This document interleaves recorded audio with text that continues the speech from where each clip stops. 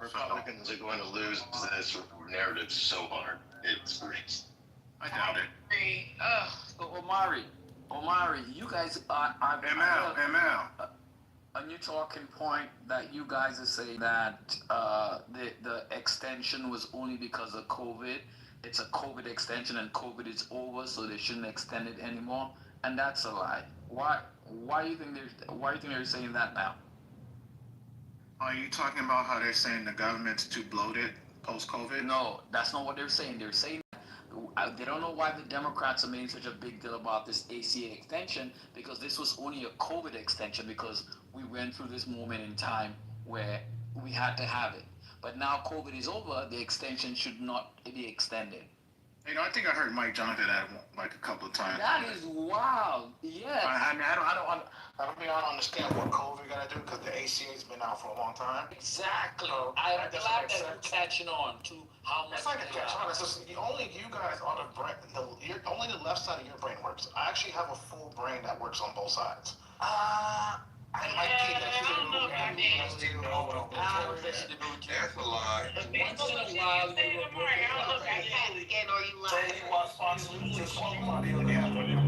Fully smooth brain. That's what it is. Fully smooth.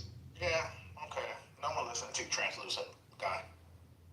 Actually, you probably don't even know what a smooth brain Well, is. you want to be closer to whiteness than anybody else on it, but you're calling somebody trying No, hold on. I don't get you guys, hold on. This is what you guys let the translucent disrespect.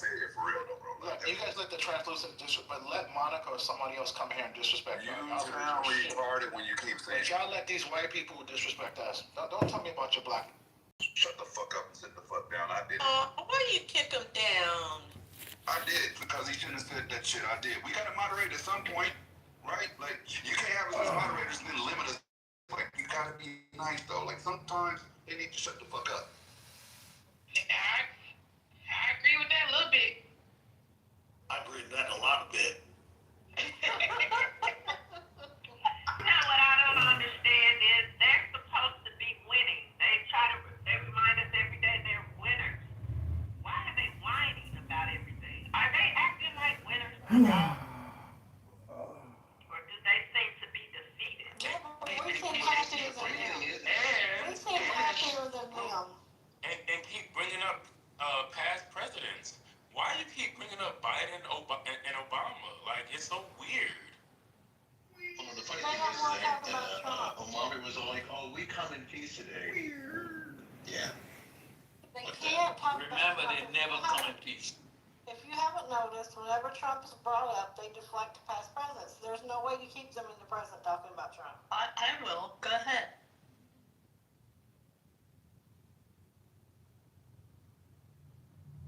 I thought so. Were we talking about the ceasefire? Speak your mind. Talking about, sorry. Joe, did you hear the topic or no? It keeps changing, but go ahead. You got to do the recaps more often for the old people. Yeah, Dawn. You can Dawn, just be like, nice. he can't tell. We were talking about the ceasefire. Is it still holding? Has it broken? What's going on? I thought someone was going to talk about the text. I got a real call. I'll be back. Oh, I had to go away and do some laundry. Yeah, bitch, get out of here. No, Ben was gonna make that. Is he still here? So that's all you got? Calling me a bitch? Come on, let's talk real. Yeah, I have a link to the political article. Cotton in the ears. I'll drop the link to the political article about the leaked text in the chat. Oh, I shared that story with my son today, who's college age, and told him stay away from the young Republicans. Stay away from any Republicans, because yeah, this is wild that they're out here with these text telegram chats. Is unreal. I hear people say so many times, when these old racists die, it'll be they're not going to die. They're handing it down to their kids and to their kids and to their kids. So I got something. Did any of you guys hear this? So cosplayer extraordinaire Christy Nome has a video out that she's pushing to blame the shit on the Democrats, and I guess wanted it played throughout airports. And there's a lot of airports across the country that have refused to play her cosplaying video. Yeah, I saw that. I think a lot. When I read it, it said about half a dozen airports. They mentioned one in Portland is refusing to play, which tells me that a lot more airports than we know are playing it. So she's essentially playing it across the check-in lines and the security lines, saying that Democrats, they want to keep the government open, but the Democrats are the ones delaying this. And there's some scholars that come out and said that that violates the Hatch Act because you can't be partisan on a government-funded program, something like that. So I think it's playing on a lot of airports, and some are just refusing to play. Yeah, they had a map. LAX is also like one of them that's refusing to play it. And a lot of looks like major airports across the country have refused. More than a dozen though. But yeah, the number. But it's also on their websites. It was on the White House website, and it was on a couple of agencies' websites blaming the Democrats for the shutdown. That's a lot of that trumpet out. Absolutely. I heard that when it first happened, like the employees of the Department of Education, that they changed their out-of-office messages to read the same thing that they want to stay open, but the Democrats are shutting down. They changed their out-of-office messages without their permission. And it was going out saying Democrats shut down the government, even though they wanted to stay open. Speaking of shutdown, I was reading today, yesterday we were talking about how the illegality of Trump demanding that the Secretary of Defense, and he's Secretary of Defense because of that motion in Congress that will stay that way, demanded that the Secretary of Defense find funds to pay for our troops, literally throwing out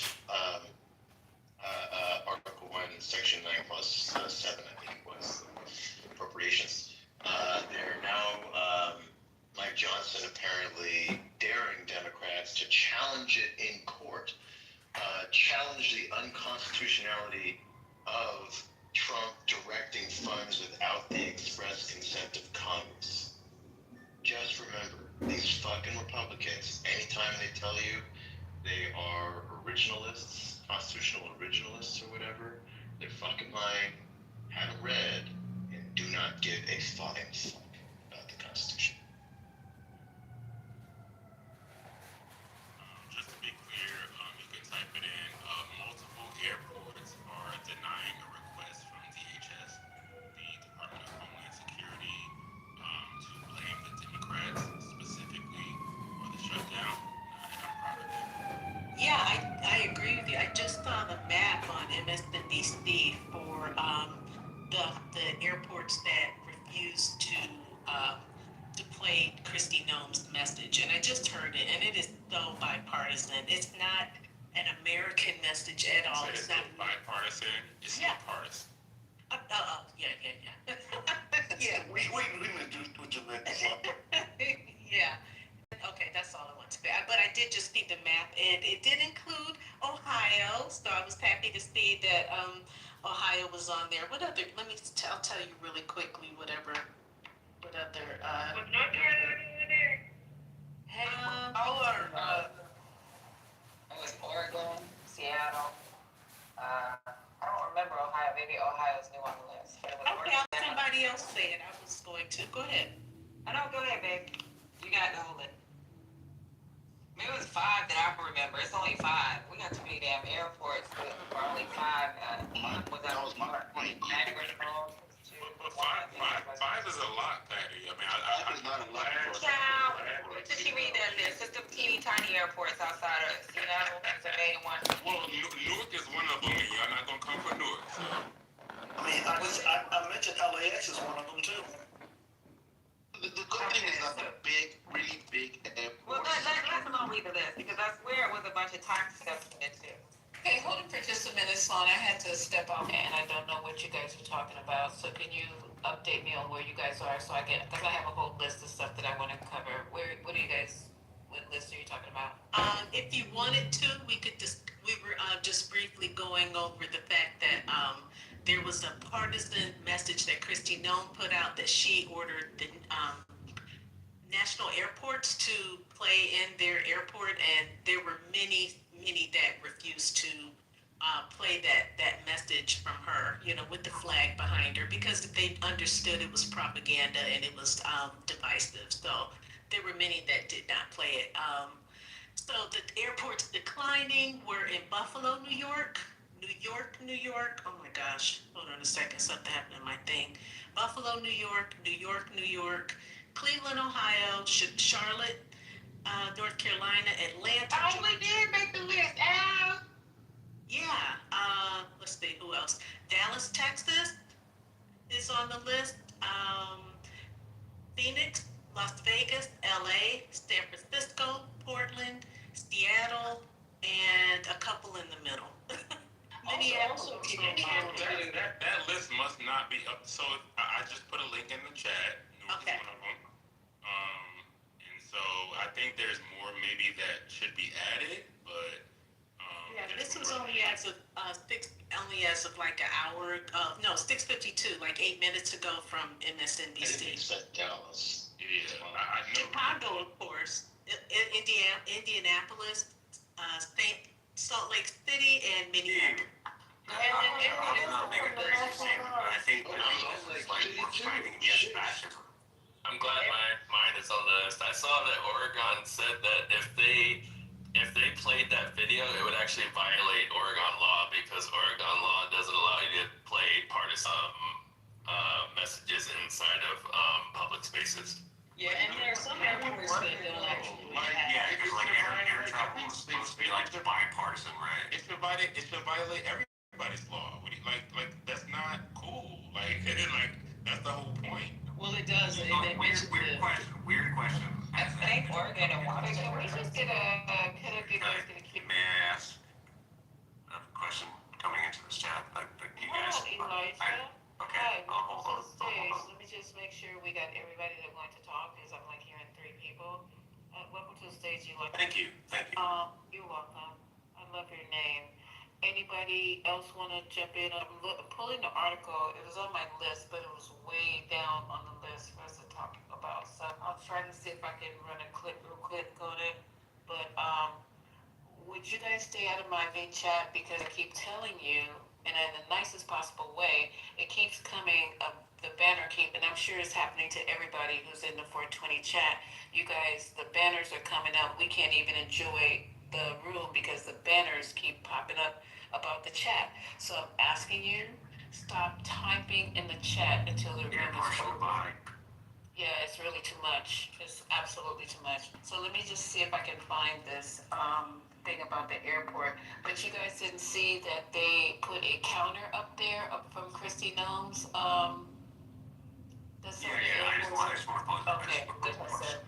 Yeah, go ahead, Elijah. Jump in. Sorry. I heard what you were saying. I heard you. Namaste. I heard what you were saying. I just want to pose a question, and this might divulge into argument or screaming or yelling.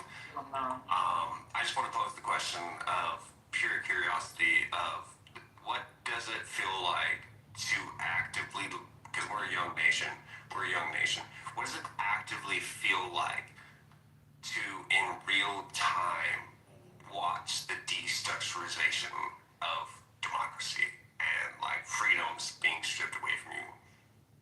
It's like watching an episode of The Handmaid's Tale. That's what it feels like. It hurts. It's triggering.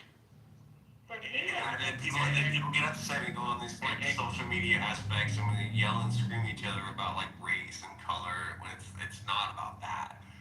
Well, it's but that's not.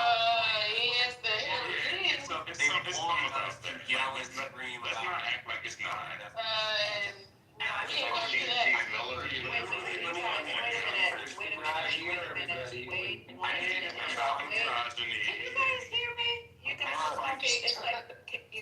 Wait a minute. Let's just do a queue. Who wants to speak first? Because everybody's talking at one time, and I don't even know what you guys are talking about. I can't even hear.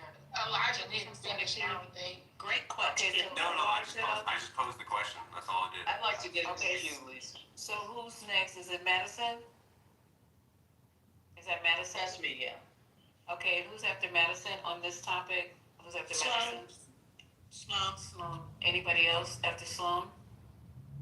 Okay, so let's start with you two. Go ahead, Madison. Yeah, I just want to say this because I heard the last part of what Elijah said, and maybe that's why he said it's probably going to get unruly because he precipitated that. So I don't know what the purpose of the question is outside of, well, it's not about racism and all that because that's absolute bullshit. That's absolutely what it's about. Go ahead, Sloanie.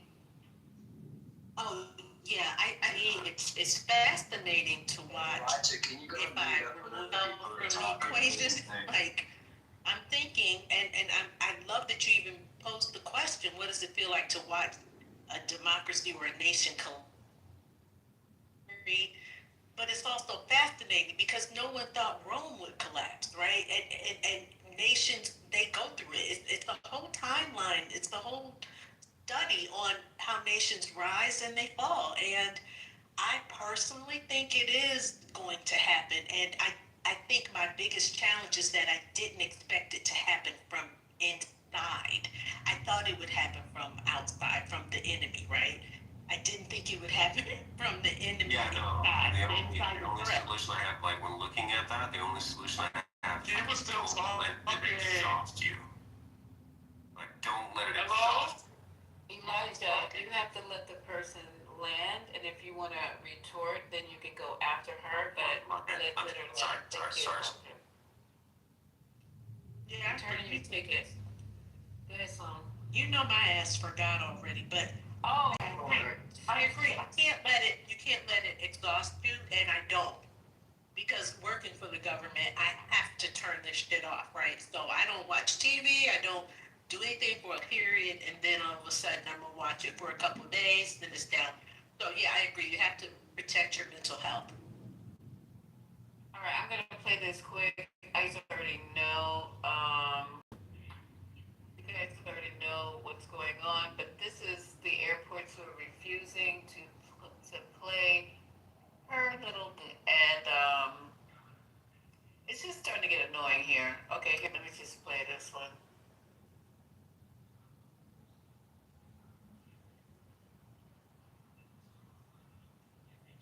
From coast to coast, you can see there are multiple in this one here at Atlanta. I gotta start it over, I apologize. Phil Jackson. Right now, There we go. I'm taking a live look over Hartsfield Jackson International Airport there in Atlanta. And the world's busiest airport joining the growing list of major U.S. airports refusing to play a video message from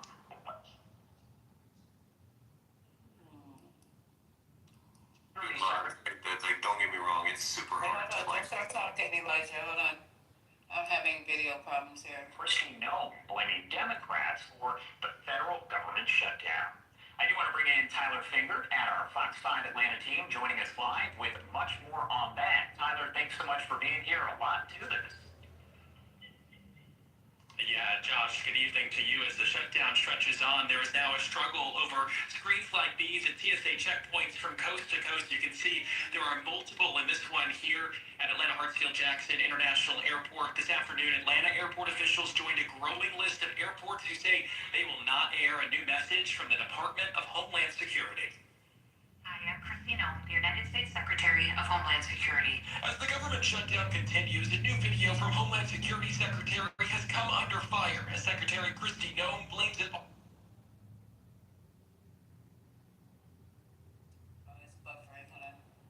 All on Democrats. It is TSA's top priority to make sure that you have the most pleasant and efficient airport experience as possible while we keep you safe.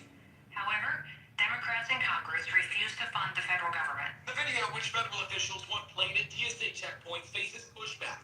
Tuesday, Hartsfield Jackson Atlanta International Airport announced the video would not be played on its video screens at checkpoints. In a statement, the airport said it, quote, strives to maintain a neutral and welcoming environment for all travelers, end quote. Atlanta joins a growing list of airports that won't air the video. Some of those airports reportedly include Phoenix, Seattle, and New York. Airport officials across the country have cited multiple reasons for refusing, from concerns about its political content to potential violations of federal law, including the Hatch Act. Andra Gillespie is an Emory University political scientist. They're just basically saying, We don't think that this is a legitimate order, and so we're not going to follow it because we think she is violating federal law. While several airports pointed to the Hatch Act in their reasoning for not playing the video, Atlanta did not. The Hatch Act is a 1939 statute designed to prevent federal employees from using their positions to influence elections or how government programs are administered.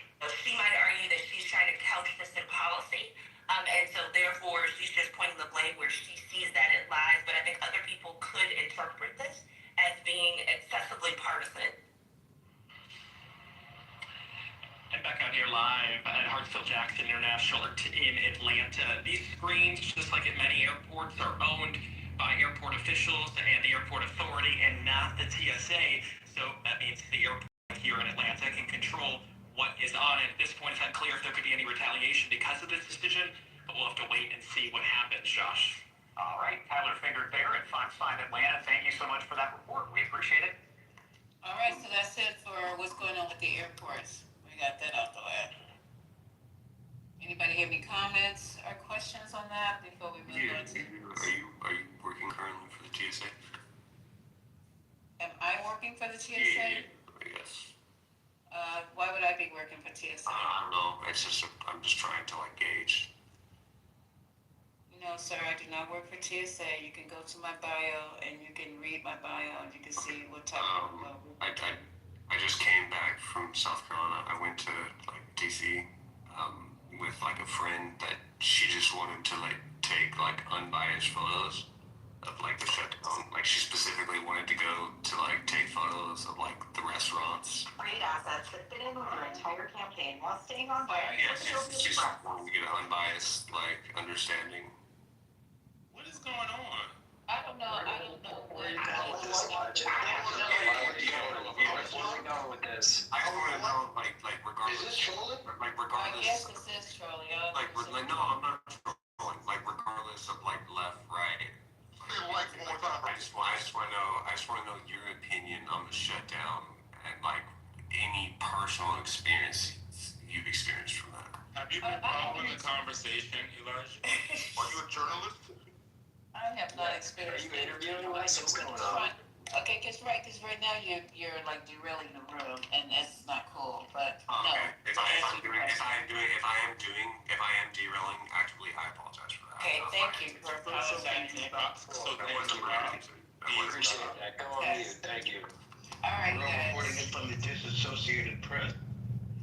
Yeah, I just wanted photos of like what's happening to like the local restaurants and stuff. What is going on there? Give us your opinion on it, then. And make it quick because we need to talk about the Senate again rejects a Republican plan to end the Give us government. your opinion. As a driver, my unbiased opinion. A driver?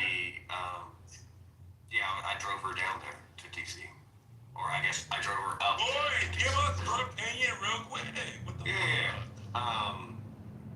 Everyone's gonna lose their fucking jobs. Everyone's gonna lose their businesses. Everyone's gonna lose their healthcare. Everyone's gonna fucking lose everything. All right.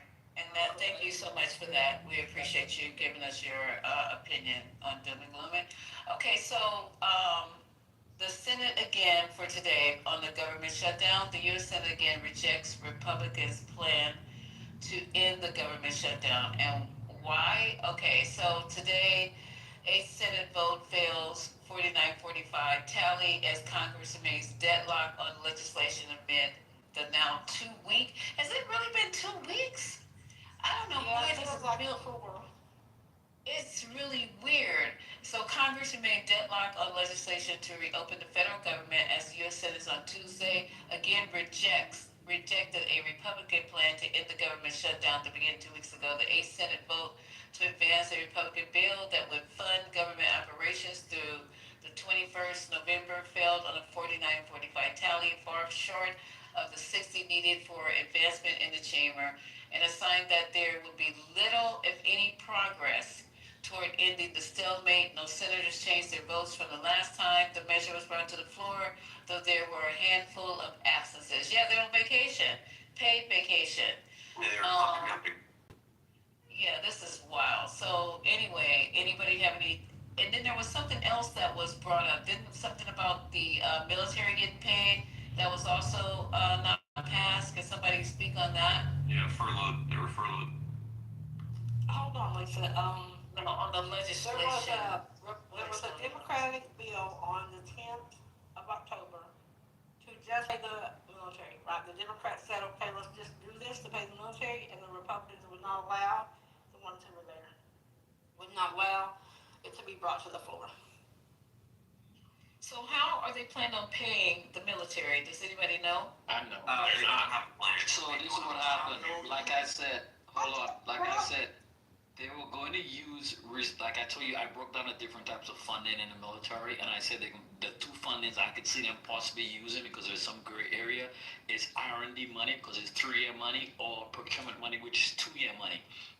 And they are trying to use R&D money, which is 3-year money, and that money is specifically tied to research and development of specific items. So I don't see it's going to be a freaking for them to reprogram it. It's gonna run out. Hold on, but for them to reprogram those funding, they have to go back to Congress. The military kind of just willingly reprogram R&D funds into O&M funds. They have to still go back to Congress. Has to approve it.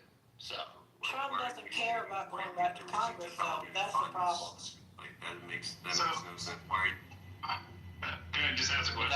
Because it's 3-year money. That's why. They have it. So I'm seeing something that says Trump authorized $300 million of tariff revenue to fund WIC and payroll to military. Do you know anything about that? No, I haven't seen that one. The only one I saw was that they were trying to use R&D money, which is 3-year money, and that was like I was like, they were better off using working capital fund, but yeah. They can't use either though. I know they can't use either. Yeah, but I was saying that was just one I could see them using, but they wanted the R&D money. They can't use. Trump said he was going to fund the military. So I don't know what's changed since then. That was the You said this morning. I think it's happened. I don't know what y'all are. Patty, hey Patty, will you pay? What does fund the military mean? Okay, well, I don't know, who is that? Pay them. No, whoever. Yeah, what does fund the military mean? Pay their salaries. They pay, they get a paycheck. Give them their paychecks. Yeah. That's Am I speaking French? No, it's just the way you said it. I thought you meant like fund like research or like grants or something. No, I'm sorry. No. This morning, the first thing that I read this morning was Trump saying that he was going to pay the military. Pay the military. That's different. Okay, I got you. Speaking of military, some very funny, very real quick. So some of those members from the Texas National Guard that were, the photo ops were sent back home. Remember the ones we saying look fat and fucking. Yeah, I said it. They sent them back to Texas. Hot Top said he don't want 5 people in his military. That's just weird. That's all they got on the paper. But that's everyone knows that. Like the National Guard is a bunch of fatties. That's not news. Those guys are not in the military 24/7. They're weekend warriors. What they expect? Wait, who is it? America's fat. The what? Oh. Good evening. How y'all? I mean, I was active, but I wanna, I'll take up for my brothers in the uniform. So no. What I'll say is, I'm in DC, and I was downtown Chinatown today, and I saw these young brothers out there, and I was just like, and I looked at them, they looked at me, I looked at them, they looked at me, and I was like, I know y'all don't want to be out here, that kind of thing. So it's so sad. But y'all can't be mad at these guys. These guys don't, they only go to jail 1 weekend a month. Yeah, they only go to jail 1 weekend a month, 2 weeks out the year. They're only required to serve. They have regular jobs and regular lives. They ain't, they weekend warriors. Come on, guys. And they don't get paid. But Rev, I don't think a lot of people know that. I don't think unless unless you are connected to somebody that's in the military, unless you're connected to somebody that's in the National Guard, I don't think they know that, and that's why they're being so hypercritical. Yeah, but they're also doing what they're told to do, right? But most importantly, Pete Hegseth doesn't know that. I've seen like TikTok videos of people like fucking with them and stuff like that. I didn't say they didn't work hard. Somebody saying that in the chat. I didn't. They didn't work hard. Say they didn't work hard. What I said is the standards in regards to PT standards. They're not required to meet the same PT standards. They are, but they aren't, because here's the thing: they don't run every single day. Like active duty, you get up at dark 30, you out there getting some real estate. What we talked about. Yes, the PT standards are the same, but you don't get up at dark 30 and you gotta run. Y'all are weirdos. Some of y'all don't understand how this works. You are only required to do the drill one weekend a month. It's not worth. Let's not. We don't. I'm not telling you don't get in trouble. Listen, love, I was in the National Guard and I was active duty. I retired from active duty. I know how it works. But don't get delusional and pretend like the National Guard is this, that, the other. I also know in the National Guard they pencil whip the shit out the PT cards. Stop pretending. Come on, y'all. Give me a break. I just feel like I've only been active duty. I just feel like all of this, because we've been doing a lot of this, like, and we've been arguing with each other about like who knows more, about military stuff with military people. I especially around others. I just think it's like why are we doing that? Yeah, it's so disingenuous. My question is though, what are they about to start doing over there at the Pentagon where Pete Hegseth doesn't want the media in there? Did y'all see that?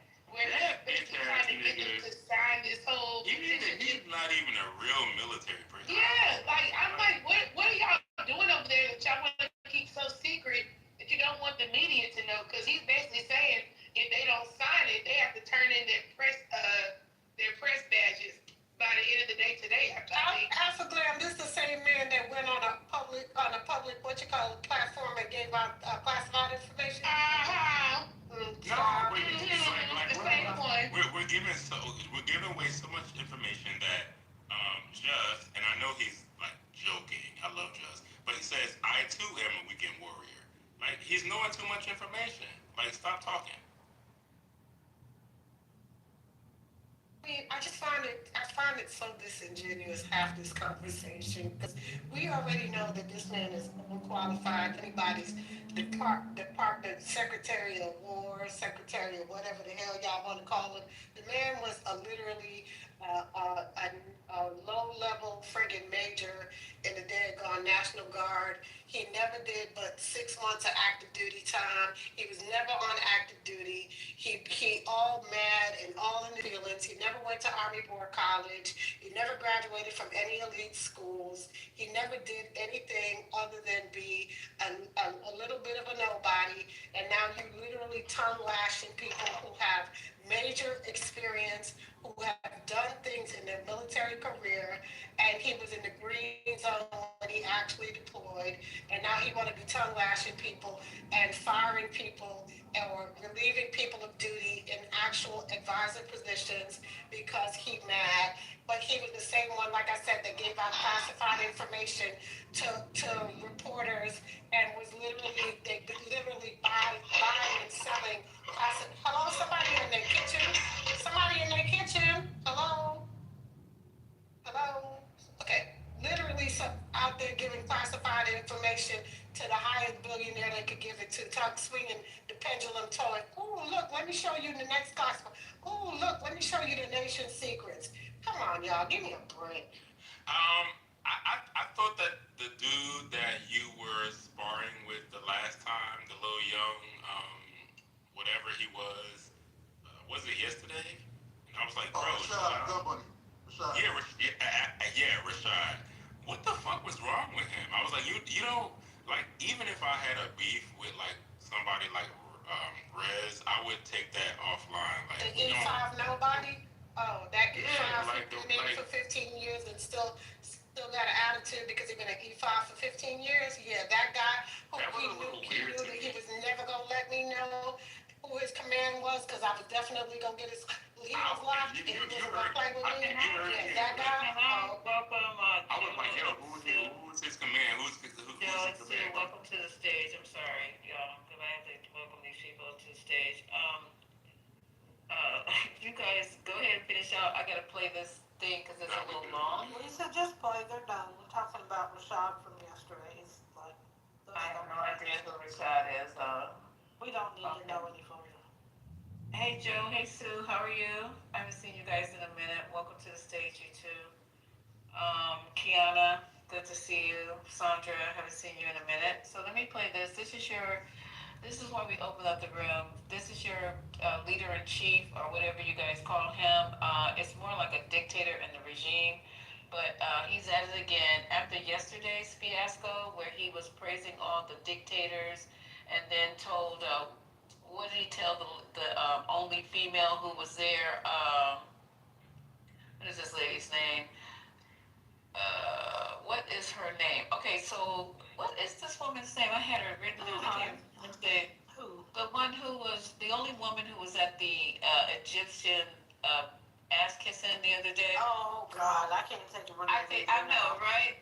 He told her, "Oh, I think if you're in my country, I would lose my career, but I'll take the risk. Do you mind if I say you're beautiful? Because you truly are beautiful." And I don't see a picture of her, but it's the Italian Prime Minister. So I don't know what she looks like, but he was fawning over her. Maloney. Maloney. Prime Minister Maloney. Yeah, I need to find a picture of her. There was a rumor that Elon Musk had an affair with her, but I don't know if it's confirmed. Wait. What? Yeah. Wait a minute. That they had an affair. Well, yeah, he was up there talking about it would be the end of your political career, but I'll take the risk. Do you mind if I say you're beautiful? Because you are truly beautiful. You're just really beautiful. I'm like, what the hell?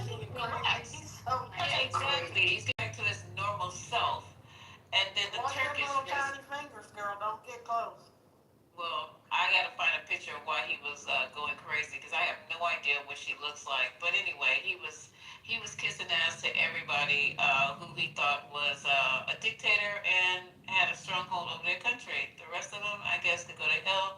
But he didn't want to. It said he didn't want to be left with the poor countries, so he got on a plane and left to go to the other event quickly. So let me play him. He's a handful. He's something else. Okay, here we go. Well, thank you very much. It's a great honor to have the leader of Argentina, a place that I love, I've been to, and one of the most beautiful places in the world, President. I really want to thank you very much. He's MAGA all the way to make Argentina great again. I heard about him when he was campaigning, and even before his campaign. He's a great economist, and he was saying a lot of very correct things, and he was very much in a conservative mode, and I heard all about you as you were running and even before you were running, because as a tremendously talented economist, you were getting a lot of good write-ups, and I appreciated that. But he was make Argentina great. He got it worked. I actually sent him some hats for his early part of the campaign, and then he called me and wanted a lot more. And I said, when does it stop? When will it stop? And it stopped with him winning. And he's become very popular, and he's on the verge of a breakthrough, I think. I think he's really on the verge of tremendous economic success, and I know that Scott Bessent is helping. And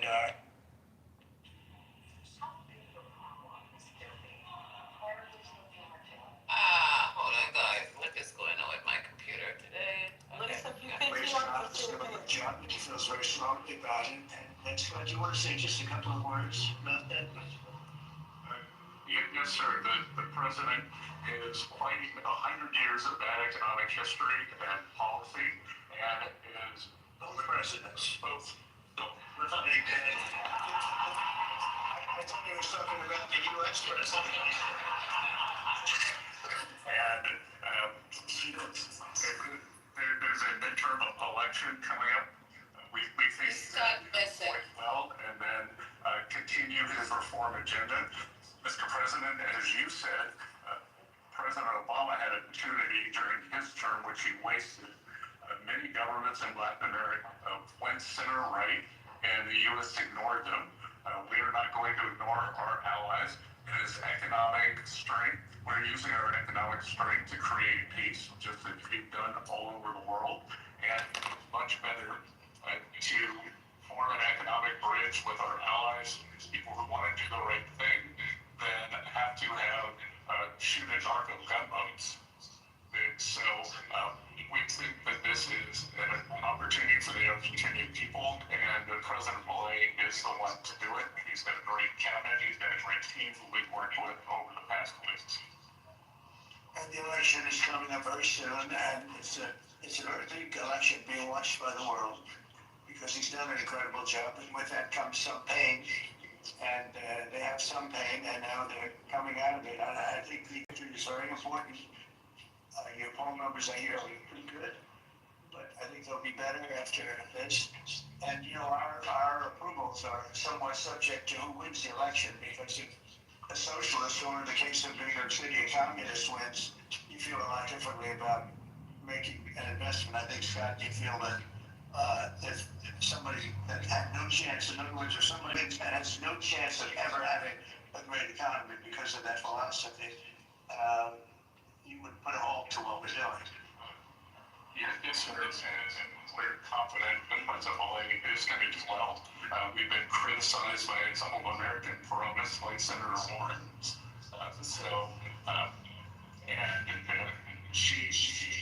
a compliment. She has no idea what she's doing. The nasty, horrible senators. So other than that, I like her very much. Yes, and she and her protege, India with Mandami, I don't even think he's a promise. I think he's more of a communist chauvinismo. So we stand with the president and what he stands for, and the hope for the Argentinian people. And President Trump, just like you, he carries the young people. So it's hope for the future. The Argentines have made the decision to shake off 100 years of bad policy. They went from one of the richest countries to a ton of debt. And I think that what the U.S. is giving them and the strong policies, that Argentina can be great again. Okay, I put it on hold. What do you guys think about this buyout? I mean, is it a buyout? What exactly is it? What's going on here?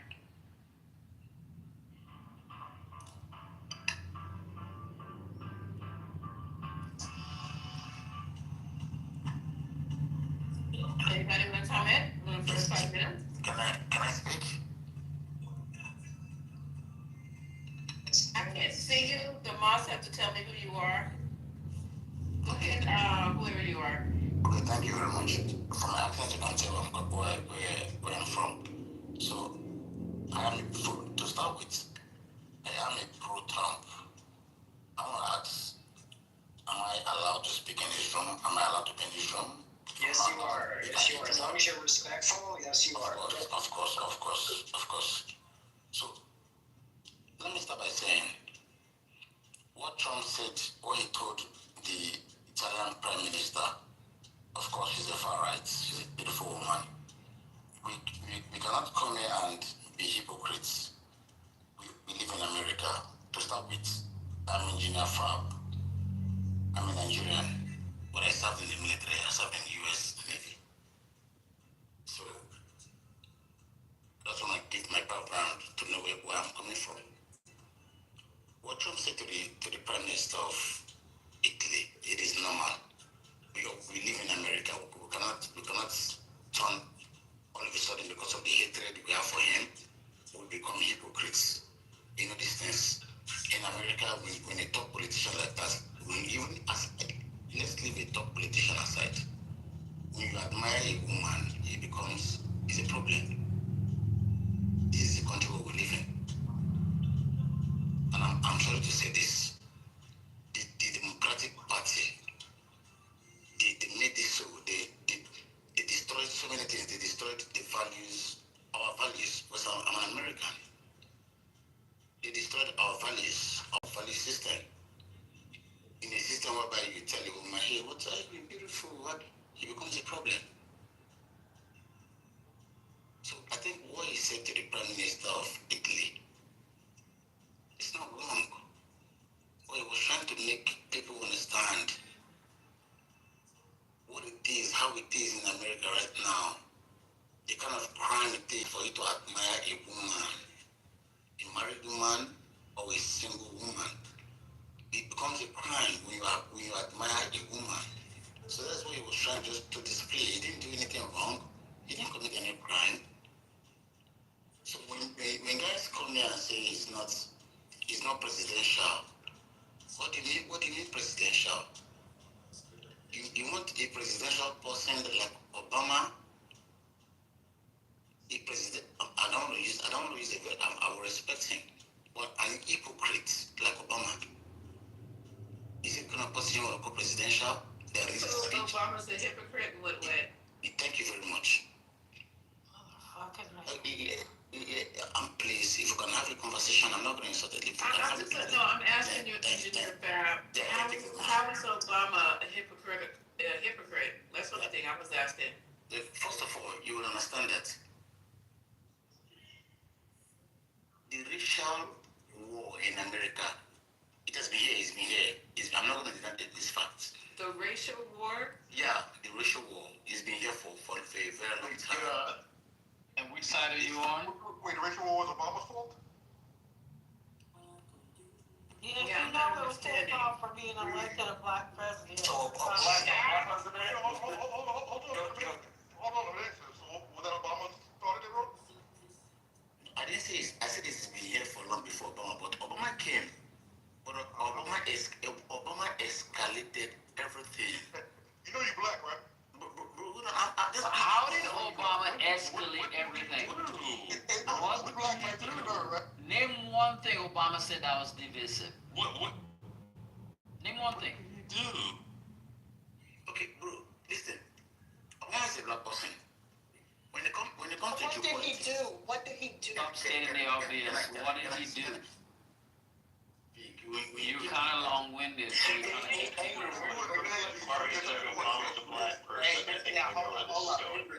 We're gonna let you speak, but you gotta have some kind of dialogue. You know, Lisa let you speak from Dialogue. Yeah, dialogue. Now you get to dialogue. So now they're asking you a question. Either you're gonna answer the question, we let you speak long enough for it. So now it's time for you to just ask the question, go back and forth.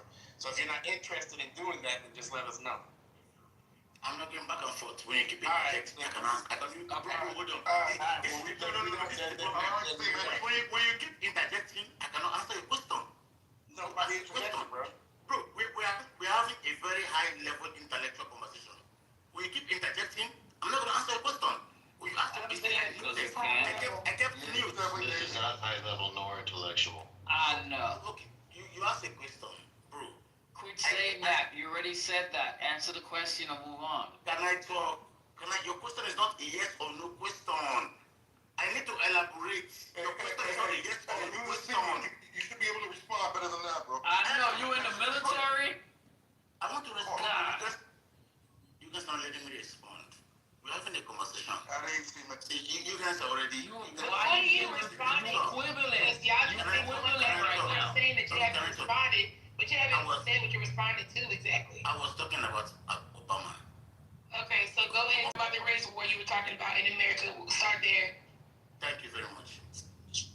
You have 30 seconds. Just try to be, I cannot here. We're not doing a podcast. If you don't want to have a conversation, I'm going to leave. No problem. Okay, hold on, you guys. One is talking to this guy. Can we just have somebody designated to talk to him? Yeah, I was just trying to let him get his point out so that people could respond and know what we're responding to. Because I feel like it got lost in translation a little bit. So I just wanted him to reiterate what he said for 30 seconds and then I guess let some people respond to it because I lost the point because y'all were arguing so long about speaking. Go ahead, engineer, please, and restate your point, and then we can see if we need to move on. But all I heard was Obama was a hypocrite, and what is wrong with saying saying a woman is pretty. So I had two questions attached to that, but can you go ahead and restate it for the stage, what what you said, and then we can go from there in order. Yes. Thank you very much. So, when I said Obama is, I'm a black man, Obama has his lineage from Kenya. So me talking about Obama, I know what I'm talking about for the fact. I am not brainwashed. I'm well educated and well schooled. So what I said Obama is an hypocrite. What do I mean? The globalists, it was intentional to make a black man as Obama the first president of America, the first black president of America. Okay, who's the globalist? And be more specific if you're gonna make such outlandish claims. Thank you very much. If you understand geopolitics, if you're well read, you do your research very well, you study how the world politics run, you will understand when I mean the deep states. These people are called, the globalists are called the deep states.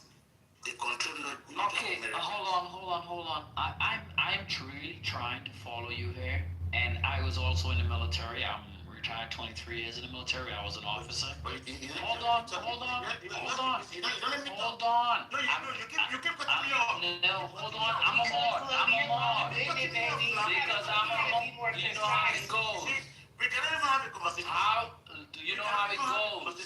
Like civilized people. But you gotta be concise too, love. You're kind of talking really slow and really long, and we gotta move on to other speakers on the stage too. So we want to get your point, but at the same time, if we can't get you to be concise, we gotta move the fuck on, and that's just real talk. I mean, you've been talking for about 10 minutes now, and we still ain't got to your point yet. So yes.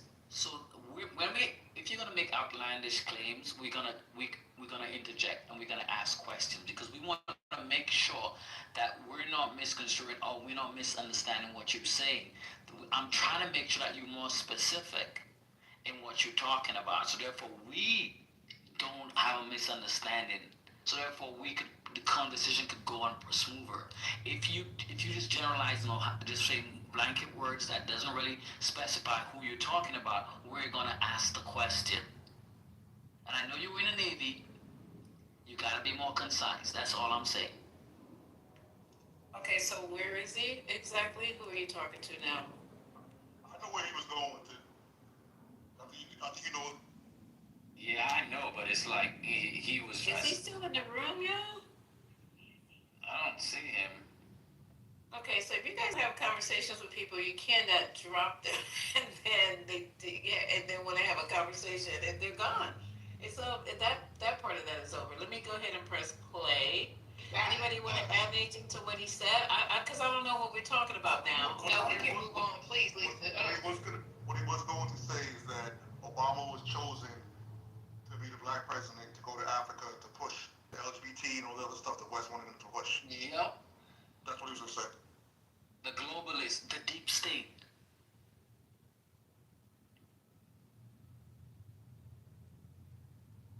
Yeah, between that and Obama escalated the race war, and also happens to be black. That part right there was sticking out to me too. All right, let me press play here. Okay, finish up. Me siento muy honrado, muy especialmente en este momento en el que, digamos, gracias al gran liderazgo suyo, presidente Trump, ha logrado la paz en Medio Oriente. No solo este gran logro que ha sido alcanzar la paz en Medio Oriente, sino lograr el retorno de los 20 rehenes vivos. Además, quiero también felicitar por esa labor y por entender, digamos, la amenaza que es el socialismo del siglo XXI en todo el mundo, y en especial en América Latina, la labor de Marco Rubio. Y también quiero agradecer profundamente el enorme trabajo que ha hecho el secretario Bessel, digamos, para ayudar a superar este problema de iliquidez que tenía a Argentina como consecuencia, digamos, de los ataques políticos que hemos sufrido por nuestros opositores que no quieren que Argentina vuelva a abrazar la idea de la libertad y que quieran volver a abrazar ideas perimidas, fracasadas, que en el fondo no son ni más ni menos que los caminos que conducen al socialismo. Así que, en primer lugar, muchas gracias por recibirme, muchas gracias por lo que están haciendo por el mundo libre y muchas gracias al secretario Bessel por la enorme tarea que ha llevado a cabo y que, digamos, nos permite tener una ruta para poder transitar tranquilos y hacer lo que los argentinos de bien necesitan y que creo que va a ser un buen caso para mostrar al mundo que las ideas de la libertad funcionan y generan prosperidad. Muchísimas gracias. Thank you. Thank you very much. Do we have a interpreter that wants to, do you all either have that? Has everyone understood? Because I think you made a very important, profound statement, actually. But we could have it interpreted if you want. Does anybody want it interpreted? Would you like that? Would you like it? Can the interpreter speak what, we have somebody set up for that? You want? So the president would like to repeat his statement. No, it's okay. We'll leave it that way. So, it's an honor to have you here. And I just want to tell you that your career has been an amazing one, and it's going to continue with the election. You're going to win the election. We're going to endorse you. We're going to endorse you today. Fully endorse you. And people in Argentina like me. A lot of people like me. I'm even surprised myself. But we had a great week. We had a great weekend. We had a great period of time in the Middle East. It was very comprehensive. It went very rapidly, and I think it's going to lead to something that's going to be unrecognizable, certainly in the Middle East. What's taken place in the last few days, people can't believe it. I've never seen anything like it. I've never seen the love and the spirit.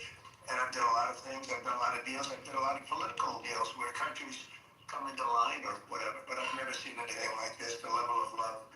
And it has to do with the mystique of the Middle East, I think, because if I did other countries, I did 7 other settlement of wars, complete settlements of wars, and it was very well received, but this is something I've never seen anything like it. The media covered it very fairly, and even the fake news, of which we have a lot, they actually covered it fairly for a change. And I appreciated that. We have to get back to that. It's so important. But I just want to say it's a pleasure with you, and we're going to have lunch, and we'll take a couple of questions from the news. I'm sure they'll be non-hostile and friendly.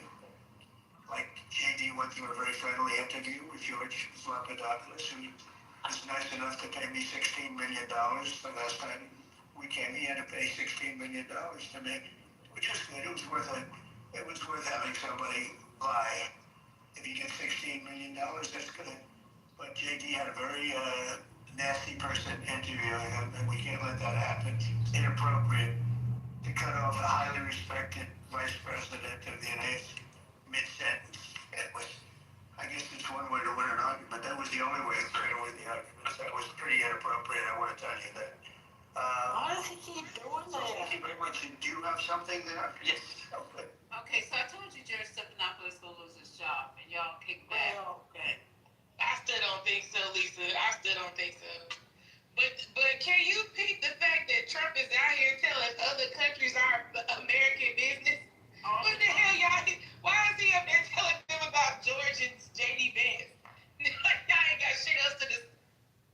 All the time, when he's in front of these, he starts talking about crooked Hillary. He starts talking about Joe Biden. He starts talking about Barack Obama. He starts talking about, what's her name? The one who has to spend $10 million to defend herself. Like, and his supporters don't have a problem with him sounding like a broken record. Like he's been talking, like it's every day, talking about the same shit every day, and they don't have a problem with it. Like this dude is a fucking broken record. And it's obviously something wrong. Well, I'm not gonna say that, but I would say it, Lisa. There's something wrong. There's definitely something wrong. There's something wrong, and I don't at this point know can keep this charade up. We just are in, 10 months of his presidency, and this is all the stuff that's going on. This man is like locked into like, praise me, praise me, praise me, revenge. Praise me, praise me, more revenge. It's just a vicious cycle, and he really hasn't gotten anything done. If you guys can maybe clarify for me, for the United States. I heard something just went down with China today. Does anybody know about that? Okay, I have to go find it. But something having to do with another tariff with China and cooking oil. Let me see if I can find that real quick. No one heard about that today? Yes, he said Yeah, we Canada. cooking oil here. We don't make cooking. Canola. Well, Oh, sorry. are we gonna break up here on stage? We can't. You and I are forever. He started talking about we can make cooking oil here in America. We already do. We don't make as much, as China, but we got soybeans stacked to the ceiling. That's not going anywhere, okay? He just, listen, never mind. I'm not gonna tell on myself. Come on now, April. I can't tell you all my business. I can't tell you all my business. No, I need to find out what the hell's going on because I'm going to. Because he put an embargo against the Canadian canola oil, and therefore, and also China put an embargo against theirs too. But now China and Canada is talking. Canada is saying we need to find other markets for our shit because we cannot count on America, and we don't want to be beholden to this crazy motherfucker. So now, if Canada strikes a deal with China, they'll allow American EVs to come to Canada because Trump literally told them, I don't give a fuck about your auto industry. All the cars should be made in America, and we're going to export the cars to you guys. So Canada is about to tell him go fuck himself if they decide to take that deal from China, whereas EVs will only have a 6% tariff place versus 100%, and therefore China's going to open up their markets back for Canadian goods. So guess what? Like I said in the past, Trump is pissing off every ally we have because the only way you could counter China is to have a mixture. All the rest of the world is on the same page. But you cannot have a tariff war the entire world. You're going to be the loser, and this is exactly what's happening. Hey, ML, remember, and everybody in the room, remember when we were saying in like April and May, when everybody was in here saying that these countries are going to come like groveling like to us, yep. And that that America was going to win this one? How's that turning out for America? It's not. It's not, right? Why are there... Right. You know what's happening in America now? Recession. Anytime there a recession is coming, things that you have all the pre-recession indicators. You have the trucking recession comes first. You have cardboard boxes no longer being, mills are closing. Then you have people buying, before they used to call it the lipstick test, where people bought lipstick. That was way back in the day. But now, where are they? And all the canned foods are flying off the shelf because cannot afford other goods. So y'all forgot they have to throw away all them soybeans because. Right, and the farmers, the Trump supporting farmers that said that they don't want socialism, are out here who were getting subsidies for not and I'm going to be very specific. The white farmers who were getting subsidies from the government to not plant crops on some of their lands for conservatives, conservatorship subsidies and things like that, while farmers of a different hue were out here having to pull themselves up by their bootstraps. Now those farmers are out here begging for socialistic type subsidies to save their fucking farms. While J.D. Vance has a company that's buying up all these, ready to buy up all this farmland from these folks. But this is what they wanted, right? This is what they wanted. That's what they voted for. Walk around, find out. This is really fucking interesting. So in this article, Reuters, President Donald Trump said on Tuesday Washington was considering terminating some trade ties with China, including in relationship to cooking oil. Quote, this is from him, Trump, I believe that China purposely not buying our soybeans and causing difficulties difficulty for our soybean farmers is an economically hostile act. We are considering terminating business with China having to do with cooking oil and other elements of trade as retribution, he wrote on Truth Social. As an example, we can easily produce cooking oil ourselves. We don't need to purchase it from China. And then it says China sharply reduced U.S. soybean purchases, which Trump called a negotiation tactic. Trump said this month he hopes to discuss soybeans with Xi Jinping, while also warning the U.S. may halt a large share of imports from China. So this is looking crazy. But here's the thing, right? They buying the soybeans now from Argentina, and then they gave $20 million to Argentina. So how stupid do we look? That's the rub. Right. And here's the biggest one. Excuse me, I was talking. Thank you. And here's the biggest rub. Now, they're not even looking to even open that line of conversation back up with the soybean conversation, and we have to throw away 60% of the soybeans. So now those farmers are the ones that were crying and complaining about, are we going to get subsidies because we never got the money back for the crops. Oh, okay. But they went ahead and gave Argentina that money, and guess what the Argentinian prime minister was doing? He's a rock star. So he just had a whole rock concert last weekend, and he was singing and dancing in Argentina. What we talking about, Jim? Well, he's got $20 billion to do it with. That part. And that's the issue. Like, all these folks have said that, you know, the United States, we're feared and revered around the world, and that these countries were going to come back groveling to us. They have not. 90 deals in 90 days. Where are all those deals? Like, does anybody know any deals that have been solidified with any of these countries? That's what I said. I said, where is the pen to paper signed deals that he's talking about? And can anybody verify the amount of money actually coming in with tariffs? Because it's all been estimated. I haven't seen not one trade deal inked. Has anyone else? Lisa, can I speak? The same guy is back. Let me look. I got to go to the screen. If I can speak,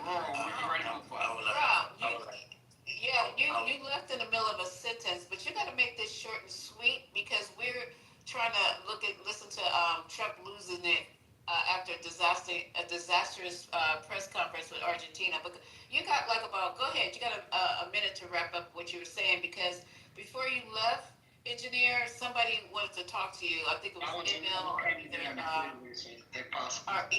Okay, you're in the queue. I think it was email or Haitian. So go ahead and wrap up what you were saying, and you guys have to leave them on stage if you're gonna ask them questions. I would love to engage. I'm well read. I'm well educated. Oh. Yeah, listen. Let me speak. Was it ML or MJ? Who was it? I was talking to him. Go ahead. I will advise as educated and advanced as you guys claim to be. If I'm saying what you don't like, mute me, don't move me down. It shows the fact that you cannot tolerate other views. Bro, you move you down because you want to shut it up. Go ahead and say what you need to say. Don't tap me.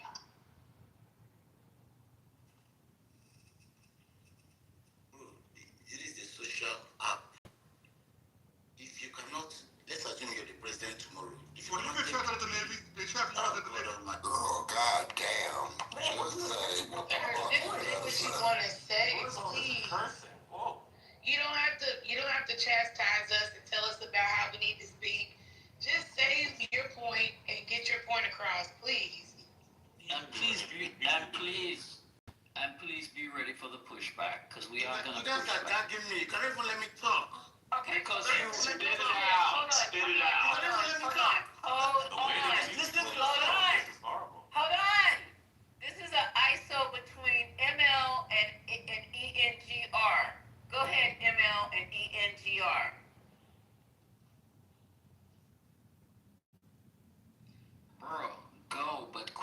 chastising people. Just say what you have to say. Bro, you cannot dictate what I'm going to speak. This is something. Yes, because we have to manage the conversation because we don't have the whole night. You're not a dictator. You're not dictating for me what I'm going to say. This is fucking crazy. You see, now you blame Trump that Trump is a dictator. But now you're doing it on your own little way. Your own little platform. These girls always be so mad. I know. Why are you so mad? Just talk, bro. Why you mad? Just talk. Why you mad? Why are you mad? Why are you calling him Tutu? What is going on? Hey, Mike, you be quiet. More racial epithets, okay. Mike, be quiet. That's not a racial epithet, Mike. Calling us boo. Mike, stay on mute. Yeah, because I got something for you later. Can you go ahead, Liberty Avenue, the last hour? Just call out the bullshit, no doctor. Mike, go on mute. We already heard what you had to say. ENG are still there. Can you just say whatever you want without emotion, please? Thank you very much. Before I applied to come up, I've listened to the room. I came here to have an engagement. I'm a black guy. From my accent, you can tell. I've been here for years. But my accent can never change. You see, you don't He's warming it up. Let him warm up. I can't.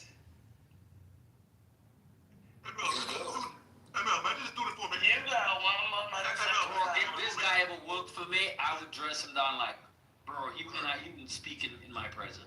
You'll be jumping in the fucking water. You got one more motherfucking time here now, so if you gonna go, you gotta go. Okay, Lisa, sweet talked him so he has the confidence to speak. No, if you're not, if Now you're he's still on the stage. Okay, That broke alright. his confidence. Pressure, I'm on mute.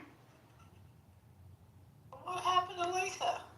If you guys are not gonna have the ISO, let's move on, because the ISO is supposed to be between this guy and ML. ML, do you have questions for him? If not, No, because I'm still waiting for him to. Lisa, I'm still waiting for him to actually say what he had to say, and he hasn't. so We've given him plenty of opportunities, so let's move on. last opportunity, ENGR. Do you want to complete it? Please don't talk about what happened yesterday, an hour ago, and 15 minutes ago. Just say what you gotta say because it's between you and ML. If you can't do it, let's move on. I'm giving you an opportunity. You're no good at the station. All right, so let's move on. Okay, I want to tell you guys also, be careful. We were just early talking about what you're saying on social media. So the U.S. has revoked visas from 6 foreign nationals for social media comments they made about Charlie Kirk. They just revoked it about Charlie Kirk. So I know today or yesterday he got the Presidential Medal of Freedom. So let me tell you what Trump said, okay? As of 4 hours ago, Trump called Charlie Kirk a martyr, comparing him to Socrates and MLK Jr. Y'all better stop letting this shit ride. Nobody said nothing. It should have been, every time he compares him to MLK, there should be outcry from the top, from the highest mountaintop. This is getting a little bit fucking ridiculous. He can say and do whatever he want, and anybody who says anything else, you're gonna run the risk of either getting your visa revoked or getting up out of here. I don't really know where we're going because everybody is running scared. Nobody wants to say anything, and I'll say it. Charlie Kirk was no MLK. no, he was not even close to no fucking MLK. Socrates and MLK. All right, he could go ahead and be compared. The guy who couldn't debate. No, he couldn't no, debate real he can't be debaters. compared to Socrates. Stop it. Well, your president just did it. We're not giving him Socrates or MLK. Exactly. We ain't giving him shit. Exactly. He could be Socrates. What you gonna say? He was He might be priority. We're not doing that, man. He's nuts. Yeah, this needs to effing stop. People need to call out Charlie Kirk like he was such a brilliant scholar. Everything he said all the time was actually embellished. He talked about the Bible and he didn't know shit about the Bible. There's a couple of videos on YouTube where a Bible scholar, and I verified the guy, and he really pointed out everything that Charlie Kirk said. It was not in the Bible. He just made shit up. He dropped out of homeschool. This man was a podcaster, y'all. A fucking podcaster. But he got the presidential medal. He Well, he dropped out of community college and then college, but he was a fucking podcast. I don't give a fuck if he got the country's goddamn. Listen, he was a podcaster. What are we talking about? This man was a DEI hire, if you ever said one. He was not like, okay, MLK graduated from Morehouse. What are we like? Okay, people that we talk about in scholarship actually had scholarship. They graduated from esteemed universities. They went to divinity schools. Right, like they are legendary in what they have done. They wrote actual things that literally have gone down in history. They have writings. They have orated, narrated like great books. This man was a fucking podcaster. What in the fuck is we talking about? Yeah, no one will be quoting Charlie Kirk's. Right, what, 100 years from now, ain't no... Okay, quote, well, wait, hold on. Why so much money on podcasters, though? What are we gonna quote? Say the quote. From the podcast. Okay, one mic, you guys, one mic. Hold on, I want Mike to say the quote that we're gonna make. That's what we're trying to do. Yeah, no, Lisa, And no one interrupt. Mike, go ahead and say what Lisa, you the fact of the matter is that this was someone who meant a lot to many Americans. This was someone I know when I say it, I'm talking to Lisa. What it was that, again, this is somebody that died tragically because they were engaging in civil discourse and debate. And somehow, the way that So, Mike, do you have a quote that he's going to be remembered by? What's the quote? About this man, the way that people were talking about this man, again, What's if the this quote, happened to a Democrat, we wouldn't be talking But like what's the quote? I'm going to ask you 6 times, Mike. What's the quote? And it's I ain't responsible for that. That was not a comment about a quote. Actually, you know. Okay, You know what? He actually he does have one pretty good quote. When you deliberately distort. No, listen. I like this. Listen, when you deliberately distort and selectively present the truth, you lie. That's good. I like that. Careful, Democrat. You guys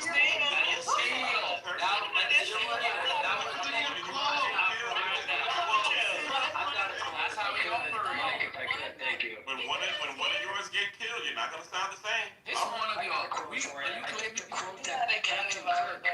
Is that a threat? Shut the fuck up. This is the quote he'll be remembered by, or the late Captain Kirk. You know, unfortunately, we're going to have a couple of gun deaths per year in order to preserve our Second Amendment. You will be remembered for that.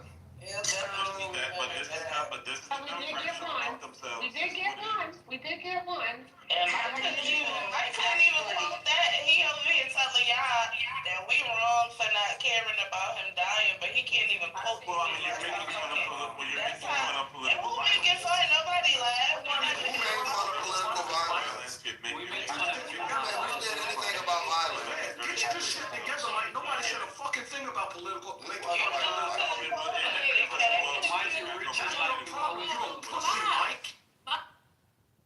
Political violence. You can call me pussy all you want. The fact of the matter Stop is muting me. Let's get a cue. Moose, you want to get a cue right quick? Because this is chaos right now. Moose, you want to run a cue? Well, can I finish? Mike, no. You say the same shit all the time, bro. Yeah, I didn't get a chance to let Are you guys listening? Why you guys always crying? This is too much. I have a right to speak. Everybody was having a ball. Okay, so you guys are not, Moose, your mic is not working. I see you're off mic, but your circle is not around your PTR.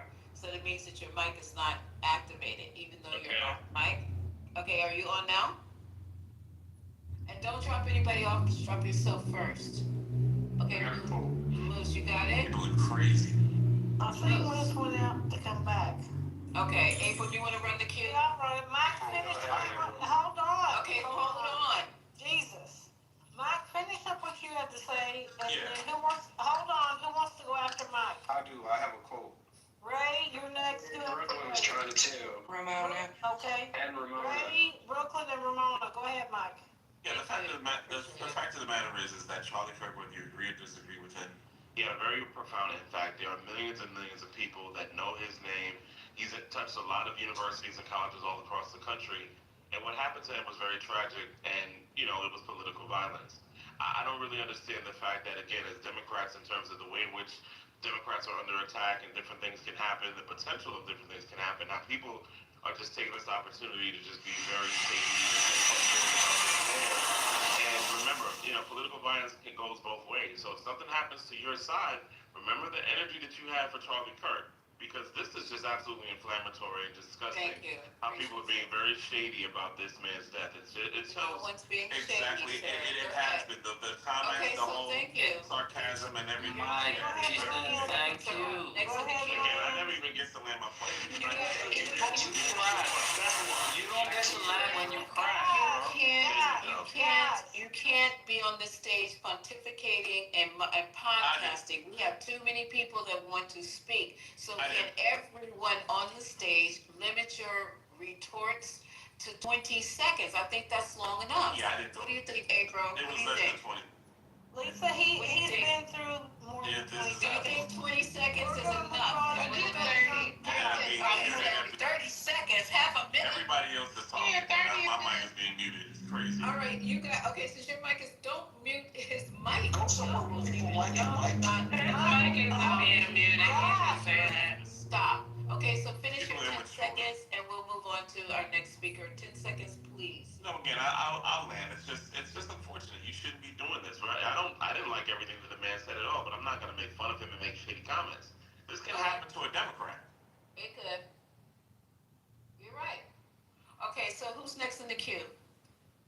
Lisa, it's Ray and Mike. This has happened to Democrats. I'm gonna go back to Ray. I would like to quote. I got a quote. It says, when he's looking for a suit and tie wrap that's cleaner than a bar of soap, and I'm the dirtiest thing in sight, battling out the girls and let's have a mud fight. You best protect your neck, you best protect your neck, you best protect your neck. You ain't clean forever, nigga. Man, Ray, you give up. Okay. Go ahead, next. It's me. Actually, April, sorry, I know you got a queue. I wanted to just jump on real quick to your point about it. Mike said this. Real quick, so this. You know they got a queue. You still gonna pop in? That's crazy. That's crazy as hell. This has happened to Democrats. Melissa Horton. No flags ordered at half.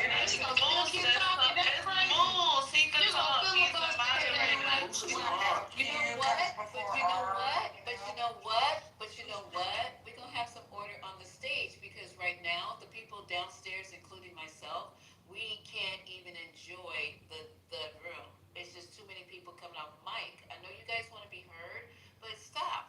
Okay, so go ahead, April. Who's next? Was it Brooklyn? All right. Brooklyn is next, and then Ramona. If y'all don't follow April's cue, I ain't gonna say nothing. I'm just shooting. So if you get No, started, you know, Ramona got some testosterone also. that's what I'm saying, Lisa. You gotta have somebody like me around. So I'm just gonna shoot if they're not following her cue. I was just gonna get out the way or go put on a Kevlar because you'll be. Go ahead, Gemini and April. Go ahead, you guys got it. Brooklyn, the mic is yours, hon. I just wanted to say that Mike is stupid and he needs a fucking life. That's it. Bye. And you are as well, so there you go. You're dumb as hell. Way to stay under 30 seconds. Yes. Ramona, please take the mic. Yes, ma'am. Thank you. As quickly as possible. I don't think anybody in here has celebrated the death of a man. However, I think I'd like to take a second and ask how many people actually gave a fuck about him before he actually died or even knew who he was. Because it seems like more people are addicted to the drama of him being killed than they are actually, in the kind of human being or being that he was. So I don't think anybody was celebrating it. I just don't think Mike gave a fuck. And then all these other people that decided to give a fuck decided that to be offended that we weren't bothered by his death. And so I think that's their problem more than it is ours. And we have had people on the Democratic side die for what they believe in. A lot, quite actually, this recently. What was the young lady's name? That just passed by, Miss Melissa? Melissa Portman. Yeah, and her husband. Yeah. And Yeah. So we've had people on our side die. We've had a lot of people on our side die. Most notably, one of the people, God, it just kills me. I'm sorry, I know I'm taking more than 30 seconds. But him being equated with Dr. Dr. King, no. That's the man who died for a good reason. That's the man who died for a cause. That's the man who died with notoriety and with something on his name and something to be remembered by.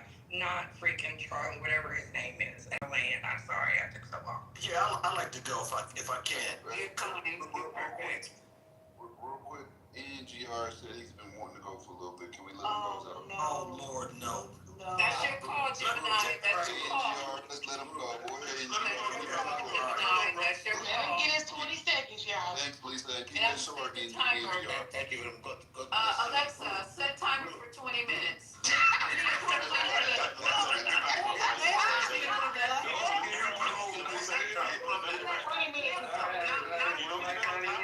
One mic on NGR, please.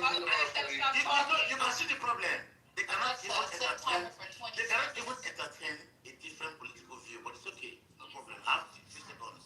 Bro, thank you very much, Mother. I appreciate you. I love you. I appreciate you, bro. For this stand up, man, I appreciate you. The true meaning of democracy, democratic party. But it's okay. I don't want to talk too much. But back to Charlie Kirk. If you are a man or a woman, Alexa, stop. you have kids, a man, a woman, you have kids, and you celebrate the death of a man that have two kids. He's not a terrorist. He never killed anybody. Because of his own freedom of speech, because of what he said, whatever thing he said, you can pick your own mind and counter him, not kill him. He has two kids. If you celebrate his death, you're not a human being. Check yourself.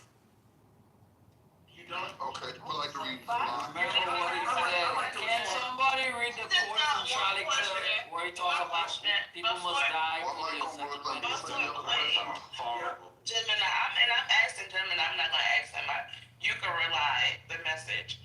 But is this nigga from America the one that's with the French Nigeria accent? No, ma'am. Nah, he's Nigerian. So why the fuck is he so concerned about Democrats and what's going on over here? Can anybody tell me that?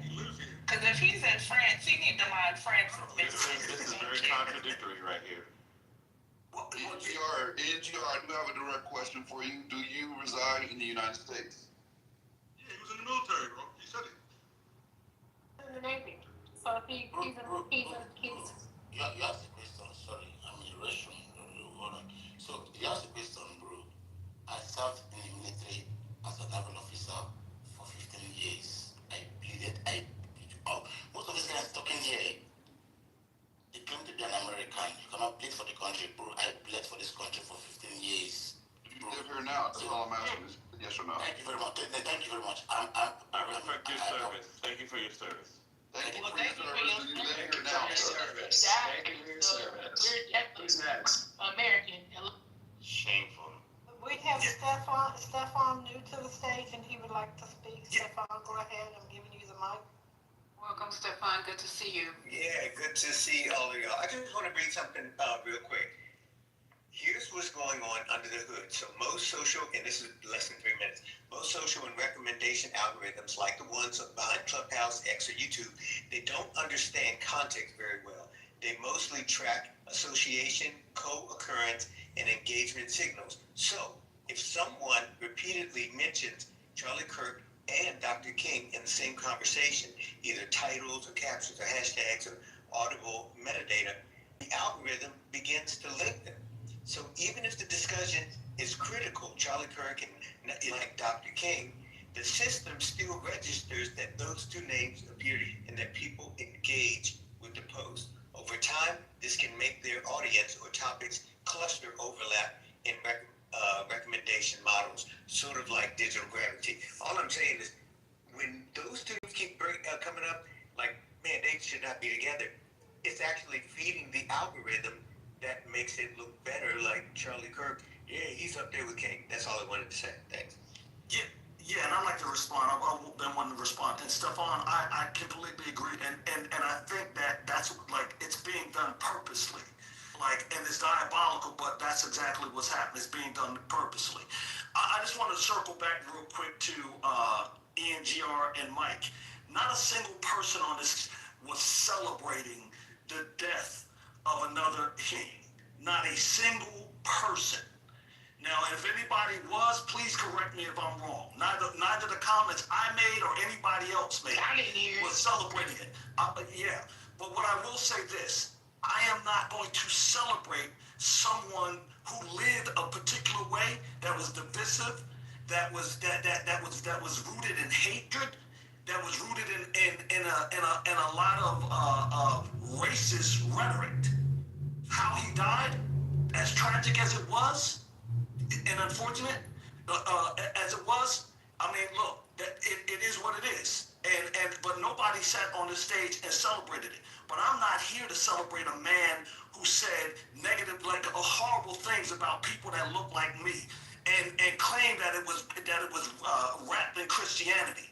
What it was wrapped in was racism. So am I happy that he died? By no means. I would not want anybody, even my worst enemies, to die like that. But you fuck around and live a certain way, you find out. He wanted to live by the gun, he died by the gun. Remember, he said it was that we had to lose lives, that there's going to be some lives lost just to keep our Second Amendment rights. So guess what? Guess we keeping our Second Amendment rights. He lived, that's the way he lived, and that's the way he died. Our land. Political violence. It's cool though. Yeah, it is, because there's many examples on both sides, Mike, as you've said. So we don't need to keep saying it over and over and over again. It's ad nauseum at this point. Nobody on this stage is stupid. You know, here's the problem with your statement, Mike. The political violence that you're talking about is the same political violence and the rhetoric that he spewed. Because those were his words. Those weren't our words. And this is the problem that you guys spin shit all the time. It really aggravates the fuck out of me. Because I'm literally, excuse me, I did not interrupt you. Do not interrupt me. Right. Thank you. There you go. I didn't interrupt you. I sat here on mute. Thank you. Again, you are spinning shit. Literally, I'm literally listening to tell you that these were his words, but you are now talking about political violence. He is the one that said this shit. It came out of his mouth. Now he literally, I work in aviation. This man literally talked about black pilots that I worked with on a daily fucking basis, calling them fucking unqualified and saying that he would be scared if a black pilot was in the cockpit. Literally dismiss black women like myself, black professional women that work at the executive level. I busted my fucking ass and had to work twice as hard to prove my fucking self to get to the level that I fucking am at. Okay? That you don't see people like me at my fucking level.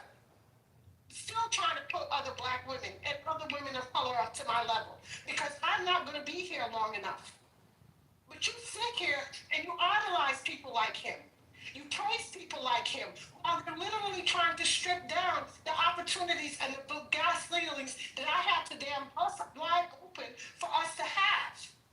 While they're literally not giving those opportunities anymore because of people like him. Give me a break, man. So again, and it works the same way, and I respect you for your service. And again, we've had, contentious moments back and forth, but I don't have any disrespect towards you. But the fact of the matter is, yes, I disagree with a lot of those things that he said. I don't stand for any of those things. I'm not encouraging anyone to use that, to have those types of ideologies. But again, I mean, the person didn't have the right to die. And there are a lot of things that on both sides people say that people don't find, the most decent or so on and so forth. We don't want to set a precedent where just because you say something that people disagree with, and if you haven't, committed violence in any way, shape, or form, that, hey, we can just sort of be shady or be funny or make fun of or insinuations or any of these things and what has happened here in this room. And again, I'll be in the minority, and that's fine. I just think that it's a slippery slope, but I think that eventually, if something like this happens on your side, it's going to be really interesting to see when we come come back in this room how people respond. I can already Okay, you guys just have can I some finish this other- ISO? Yeah. I'm gonna just finish Okay, this ISO finish with the you. ISO, you guys. Let me finish this ISO with you. Okay, you guys have 30 seconds. I'm not gonna be long. I'm not gonna be long. All I'm saying to you, Mike, it already happened. It happened a month before.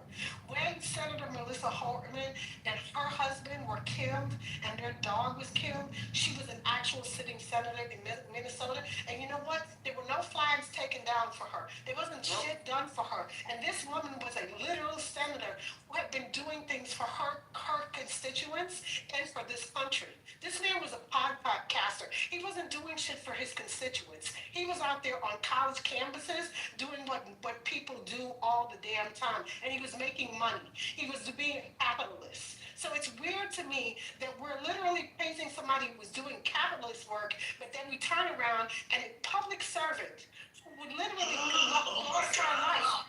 I don't find that funny. And I'm not laughing. I don't find it funny at all.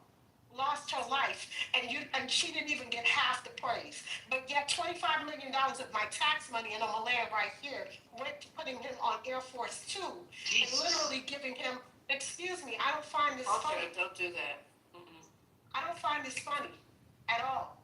Because it's a disgrace for me as a military senior retired NCO who literally gave my life for this damn country, that you turned around and you gave him military honors and you put him on Air Force Two to take his body back home. And you spent $25 million of my taxpayer money to send his body back home as a podcaster. $25 million. Okay, land your plane, I'm landing it right here. Thank you, Deborah. Okay, so the ISO, Mike, do you want your 30 seconds to retort, and then we're moving on, because guess what? Breaking news, Trump has decided to strike another boat near Venezuela. So we're going to talk about that. Go ahead, Mike. Yes, whoever said that. I'd like to go after Mike. Real quick, ENG wants to get back in there. He has a couple.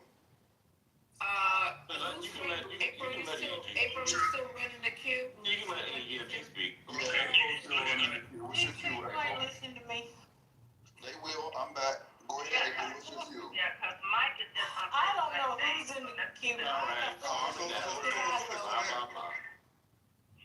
I wanted to just add on real quick, then if just a quick moment there. So Mike, you used to Rez's point, you keep repeating, well, wait until you see what happens.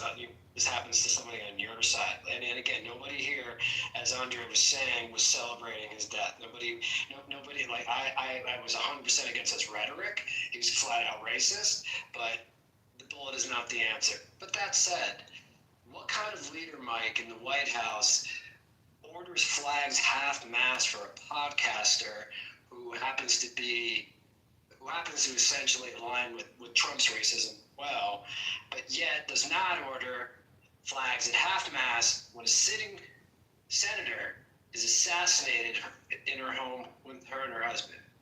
Is that the kind of leader this country's looking for? Is anything about that scream like incredibly like is that presidential decorum?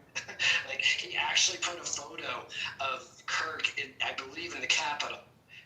Like where was the sympathy? Where were the flags at half mast when a sitting senator, albeit God forbid she was on the left, was assassinated? Mike, I mean, clearly this president. Yeah, clearly this president, his agenda is anyone that is with him or on his side or is perpetuating his agenda or moving forward his agenda. Again, this is somebody that was very much clicked in on that side. This was not somebody that, again, people like to treat him as if he was small fries. He was not small fries in any stretch of the imagination. Mike, sorry, maybe you missed my question. Sorry, I'm going to ask you directly if I can land, sir. Okay, go ahead. Please answer the question. Sir, if I can land, sir, without you recording me. You're cleared for landing. If I can land, then again, I don't need any help, ma'am. Yeah, I didn't need any help, ma'am. Again, if you're asking me, did he deserve to be on Air Force Two and all the other things that transpired? No, I don't. I don't necessarily agree with any of those things. But he's clicked in. I don't. I don't make the rules on that. Mike, he asked you a question. You didn't answer the question. Okay, so you want me to kiss your ass? Okay, Mike, go mute. No, he wanted you. He asked you a plain and simple. Answer the question, sir. You know, you did. I said that I don't think he deserved to have it. You said no. ML, I don't like Mike, and I'm not on Mike's side, but he did give a direct answer. Whether we agree with it or not is a different situation. But he did say it was tied into him, and he know that it was favoritism, but he doesn't align with that particular form of favoritism. He did say that. That wasn't the question. The question was, People are crazy. These Democrats. Oh, good point, Deborah. Good point. It's not a point, but again, it is what it is. How many times do I have to tell you people? He's not going to answer the question. He's not. These Democrats won't get over themselves. Okay. Do you think that's a good sign as a leader, Mike? Yes, sir. Trump clearly has issues when it comes to leadership. Because I don't think that. I mean, again, he's clicked in. So there's no way that you were going to get around that. But do you think it's a sign of a good leader? Do you think a good leader would do that? Whether it be a Democratic senator or a Republican senator, if you're not clicked in on that way, no one was going to be able to forget the clicked in aspect. Mike, listen to my voice, Mike. Get that aspect, sir. Okay, but we're not asking about that aspect. It's a yes or no. Do you think that's the sign of a good leader that would bend the rules for someone in that manner? It's the sign of somebody that bends the rules. And okay, no, got it. And I blame Rose. The question was too complex. You need to do simple for simple.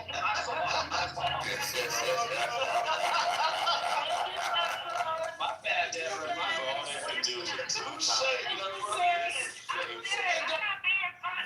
trying to be funny. You should have kept it to one straight 7-8 word sentence. No, you don't get to determine how someone answers.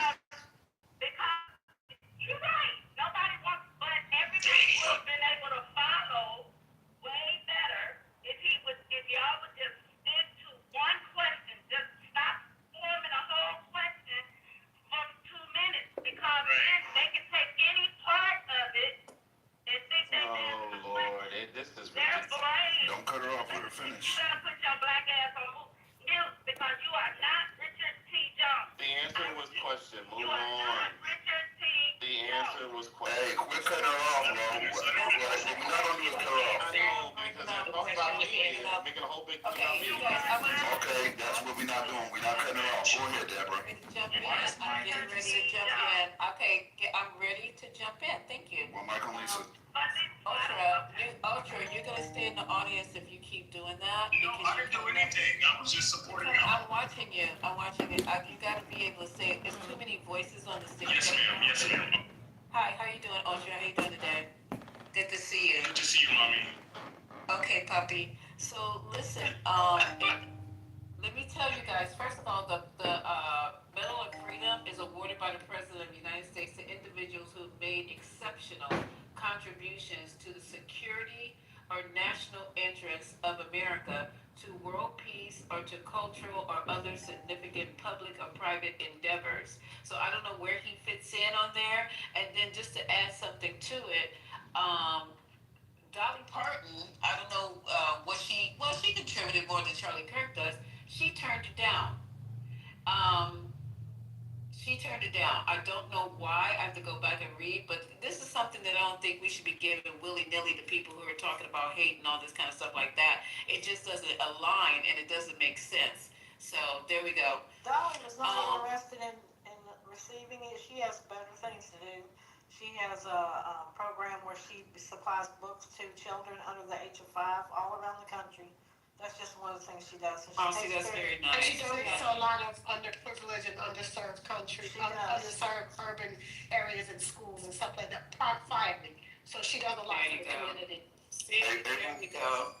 April, what's your cue? Jim and I'm over here doing my nails because this cue here is out of control. Okay, so let me play the breaking news thing on the. Play the news. We'll get back. There's another. This is start. Okay, if this makes sense to you guys. I'm gonna play it, and then we're gonna talk about it on the other side because something ain't right with all this. Let me play it real quick. On a suspected drug smuggling boat in the Caribbean in the past 6 weeks. A video shows a boat idling in the water before the strike happens. Without providing any evidence, President Trump repeated accusations that Venezuelan gangs are the target. He made the announcement of this latest strike in a post on his Truth Social account saying in part, intelligence confirmed the vessel was trafficking narcotics, was associated with illicit narco-terrorist networks. He said 6 male narco-terrorists were aboard that boat that were killed. That brings to 27 the number of people killed across 5 strikes.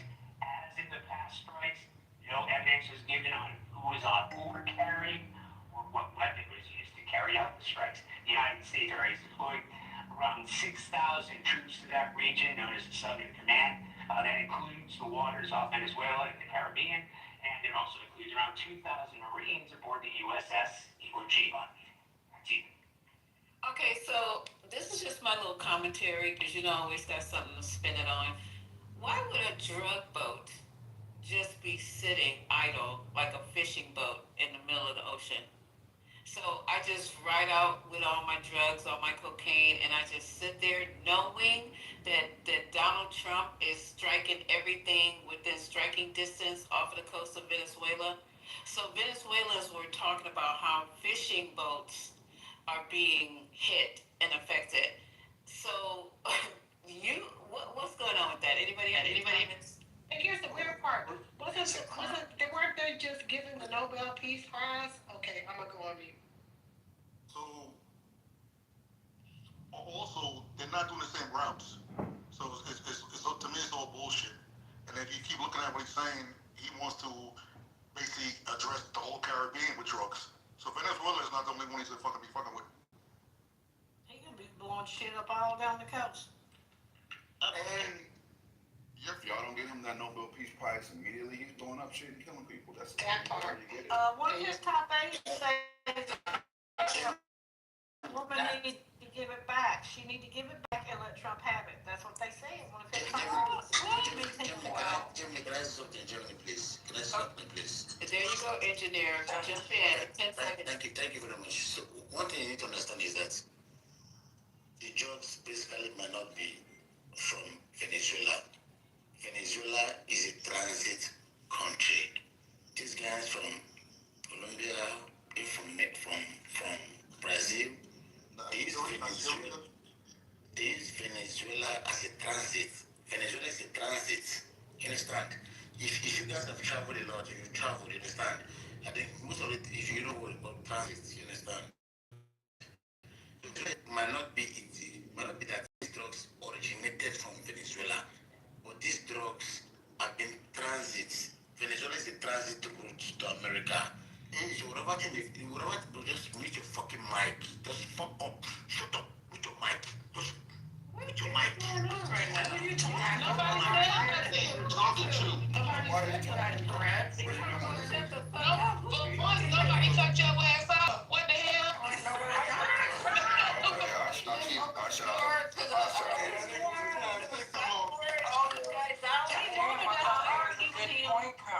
He wanted us to argue. No, we didn't. Don't let your kids join the military. That's what happens to them. This is what he wanted us to do.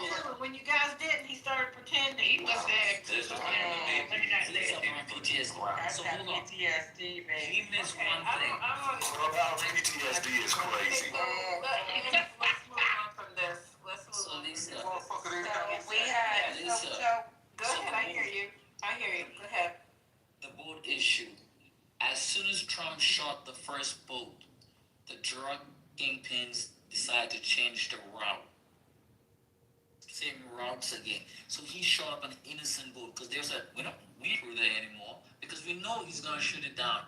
Because we've been in Aruba, we have a drug interdiction station in Aruba for years that would fly over and spot boats. Coast Guard is down there and different military and those guys know that. They've already swapped. They're like, okay, those guys can track us. They already know what our boats look like. They can track them.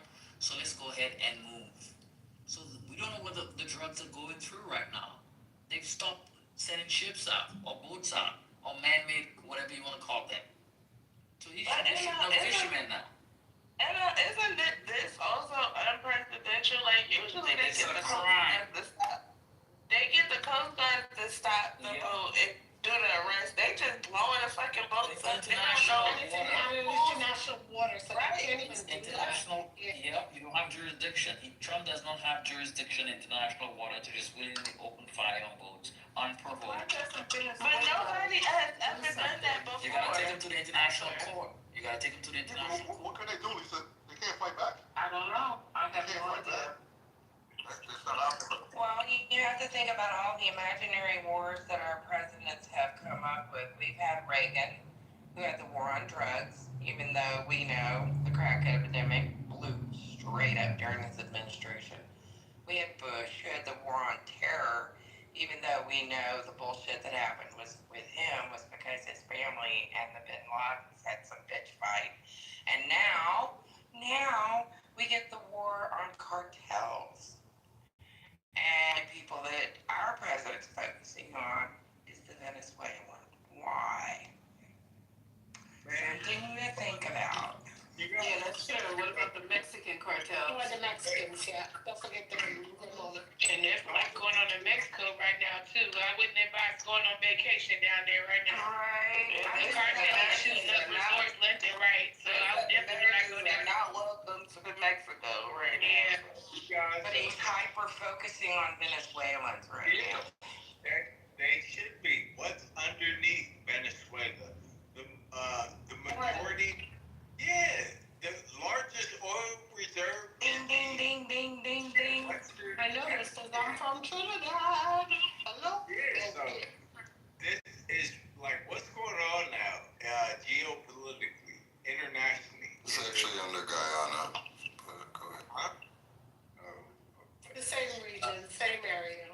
All oil. Yeah, all I'm saying is what's going on is these are power moves being made, and we have a reality TV star president.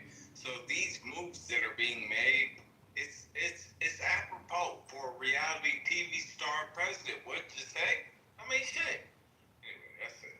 Okay, so I didn't know this part, and I don't know if you guys know this part, no one's brought it up, but I pulled up an article from The Hill, and it's saying that the U.S. is at war with drug cartels. The news should be cause for celebration, but some are trying to discredit and derail these efforts. According to the detractors, the cartel of the Suns doesn't exist. Killing drug traffickers is a war crime. The U.S., they argue, should relinquish its regional leadership and pursue diplomacy. In this context of retorts and recriminations, the Trump administration is not giving up or giving in. On the contrary, it's determined to track, kill, and destroy the drug cartels. This isn't propaganda, it's a promise being fulfilled in real time. The war on drugs is no easy task, especially in an environment of impunity and resilience. The cartel of the Suns, for example, led by Nicolas Maduro, has remained entrenched in power for 26 years. In his first term, President Trump declared Maduro a narco-terrorist, launched a barrage of economic sanctions, recognized a different man as interim president, established a coalition of 50 countries, and placed a $15 million bounty on his head and his cronies. Nothing worked. So I didn't know that part. In 2025, Trump faces Maduro once again. His administration has deployed destroyers, nuclear submarine, amphibious ships, drones, F-35 fighters, and put a 50 million, so it went from 15 to 50 million bounty on Maduro. What? How did he do that? That's the president. The largest in U.S. history. This time, the U.S. is determined to finish a job. The report by the New York Times noted the Trump administration has drawn up multiple military plans for an escalation. Those operations could also include plans designed to force Maduro from power. Okay, so he got a $50 million bounty on the president's head? Man, that sounds stupid, This is weird.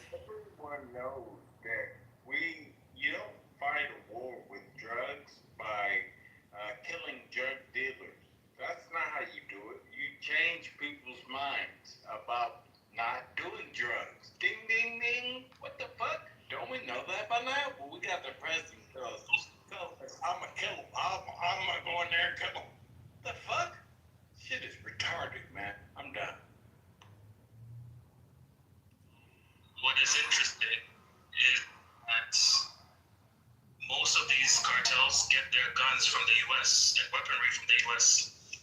So we should really ask the question of, who are they really fighting? Like I said earlier, I don't think this is about drugs. I don't think this is about a war on cartels. I think that's a cover. I think there's ulterior motives. We've already spoken about this. What else in Venezuela do they have that he wants control of? There's oil talent in Venezuela, so right.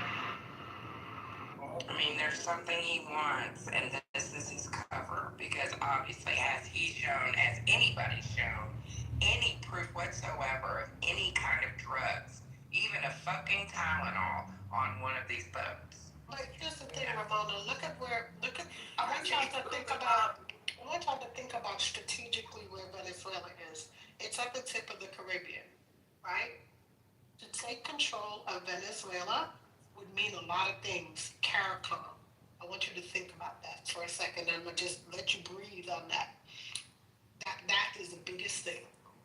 CARICOM. I'm gonna go. Well, Maduro, the president of Maduro said he's ready. He announced that he will activate a special plan to guarantee coverage with more than 4.5 million militiamen throughout the national militias prepared, activated, and armed. And then it says China and Russia have expressed verbal solidarity, but have no indication, have given no indication of their willingness to intervene on behalf of their Caribbean ally. So he has 4.5 million. Maduro's a dictator. He's a mess. Wow. Are they a conscriptionist country as well, though? Wow. What's this? Are they a conscriptionist country, Rose? I don't know what you mean. Like Israel, do they have automatic service? Do you have to automatically enroll? No. But they've been underwater for a while. So my great grandmother is buried there in Maracaibo. Venezuela has been in a mess for a long time because Maduro took over like a thief in the night, and they have not been able to get their country back. It's under authoritarian regime right now. So yeah. Wow. Okay. Sounds like there's gonna be some problems. It's gonna be a mess. There. Yeah. Yeah, because he's already declared war. I want to.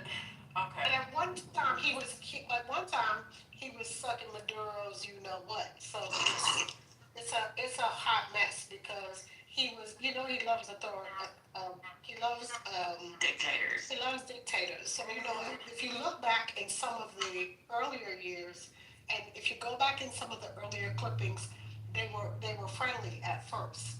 So when Maduro didn't bend to his knee, that's where they fell out. So look back and see, and you could go back and see where him and Maduro were a little friendly in the first regime. Okay, so it's saying here, and we're gonna end with this. It says Trump said that peace can only be achieved through strength, and that is what is happening now. The dictator's days are numbered. This is cray. He gonna go over there. What he gonna do? He gonna go over there and get end the war. Power? He's gonna end the war. Oh my God! Another that'll be his 10th war that he started and ended. Yeah, well, he's gonna here's end the the thing war. that he's trying to declare war. He's very smart. Yes. He's definitely not the sharpest tool in the shed, Miss Lisa. But here he's declaring war on a thing, not a nation, not on groups, on a thing, on cartels. Okay?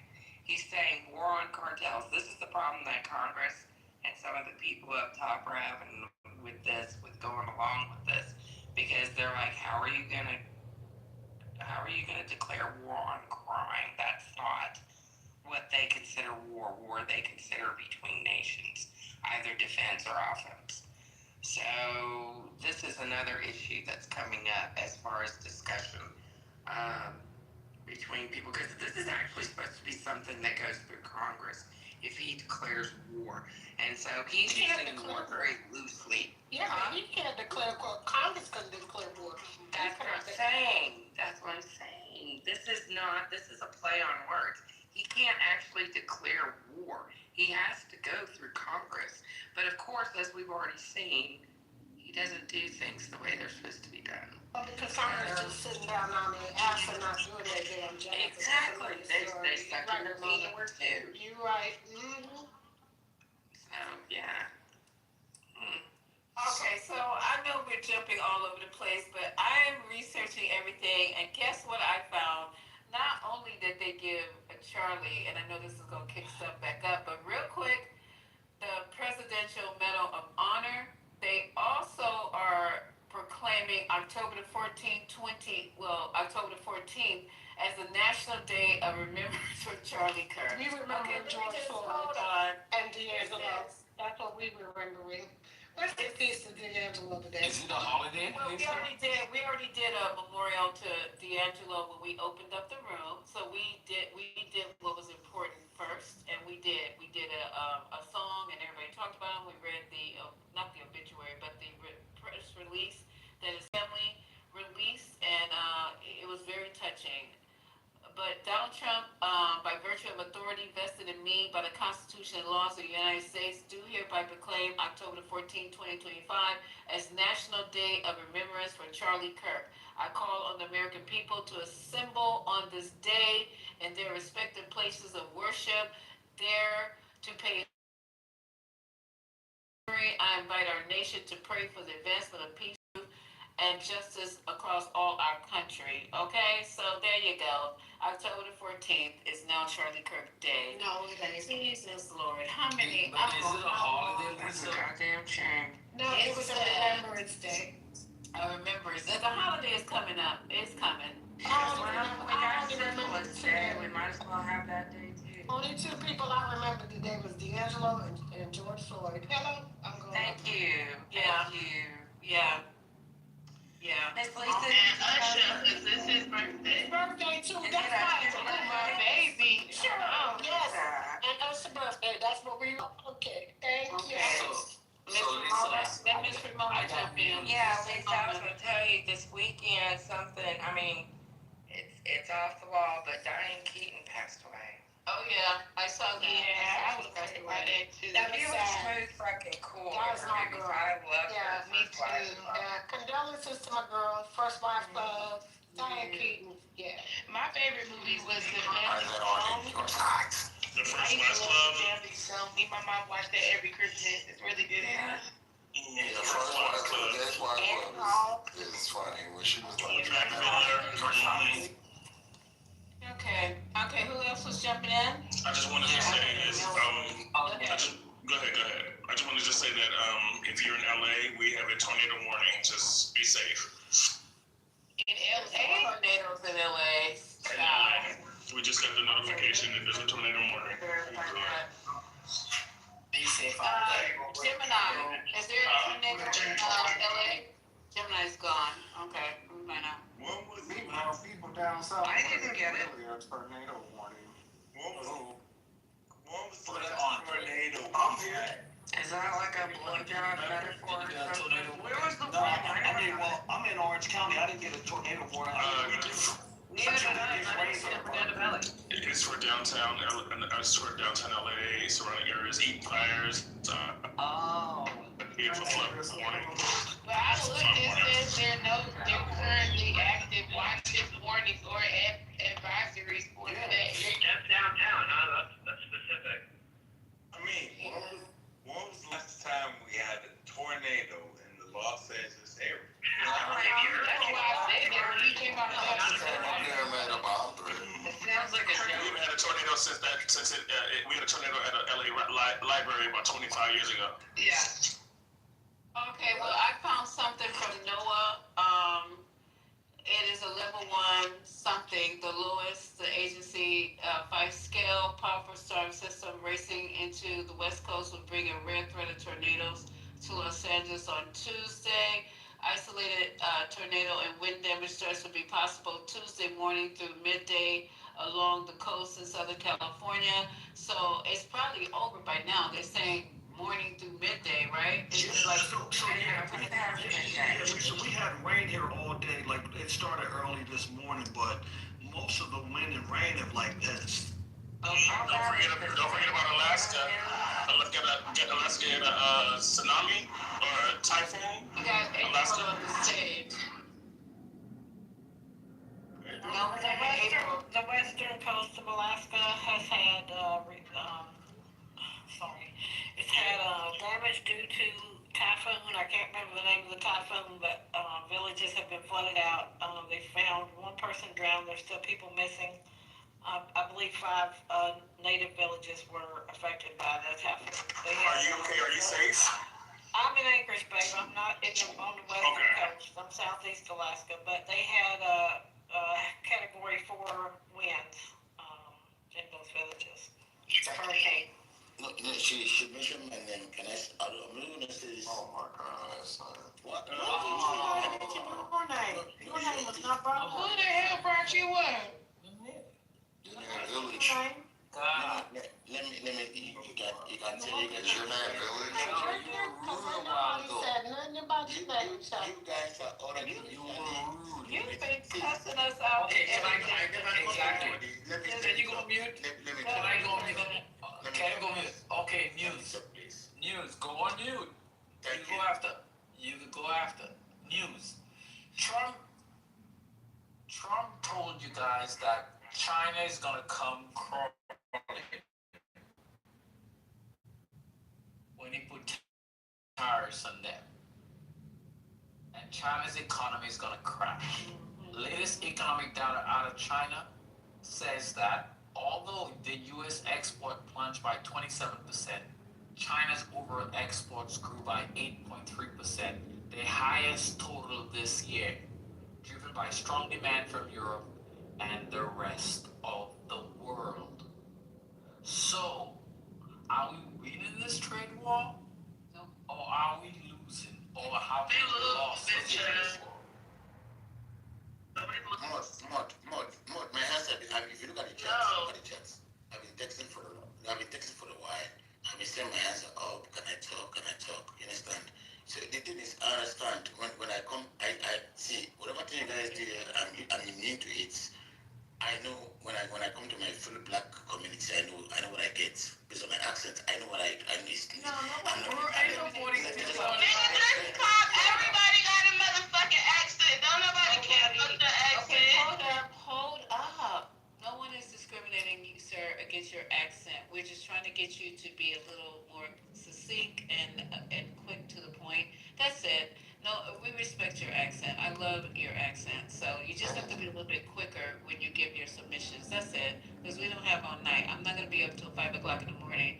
And we have like a lot of people on stage. So is there something that you want to contribute? Hey, Trenty. Thank you. Let me just 2 seconds. I'm going to be done. After this, I'll go sleep. No problem. So first of all, I want to correct one impression. Whatever Trump is doing with Venezuela has nothing to do with the oil. It has all to do with national security. When you talk about oil, bro, just miss you see the problem now.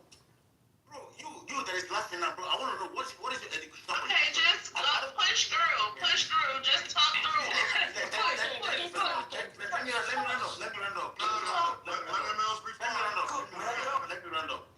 run up. No problem. I'll tell you my educational when you're done. Let me talk. Show your education. I stay on mute.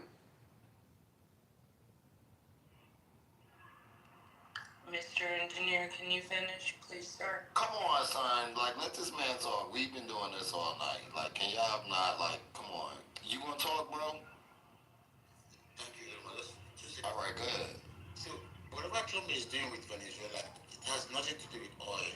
If you don't Google it, the country with the highest oil reserve in the world is our most strongest ally, Saudi Arabia, not even Venezuela. I know Venezuela has oil, but not even Venezuela. But whatever Trump is doing, but the mainstream media is making it think it's about the oil. No, it is about national security and self-preservation. That's all.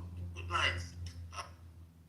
Okay, thank you. engineer. That was the host. And it's the fact that Saudi Arabia is our strongest ally is the cause for concern. Yeah, go to sleep. The fact that they become the strongest ally. Ally is nuts. Yeah, just go to sleep. Okay, Go to sleep. Just go. Ian Jar, whatever your name is. I mean, he might be right though, because we throwing No, everybody. he's not. Venezuela still has. Venezuela. Hold on. Venezuela, it has the world's largest proven oil reserve, about 303 billion barrels, while Saudi Arabia has second with 267 billion barrels. It's not even fucking close, and it's never been close. Everybody knows that.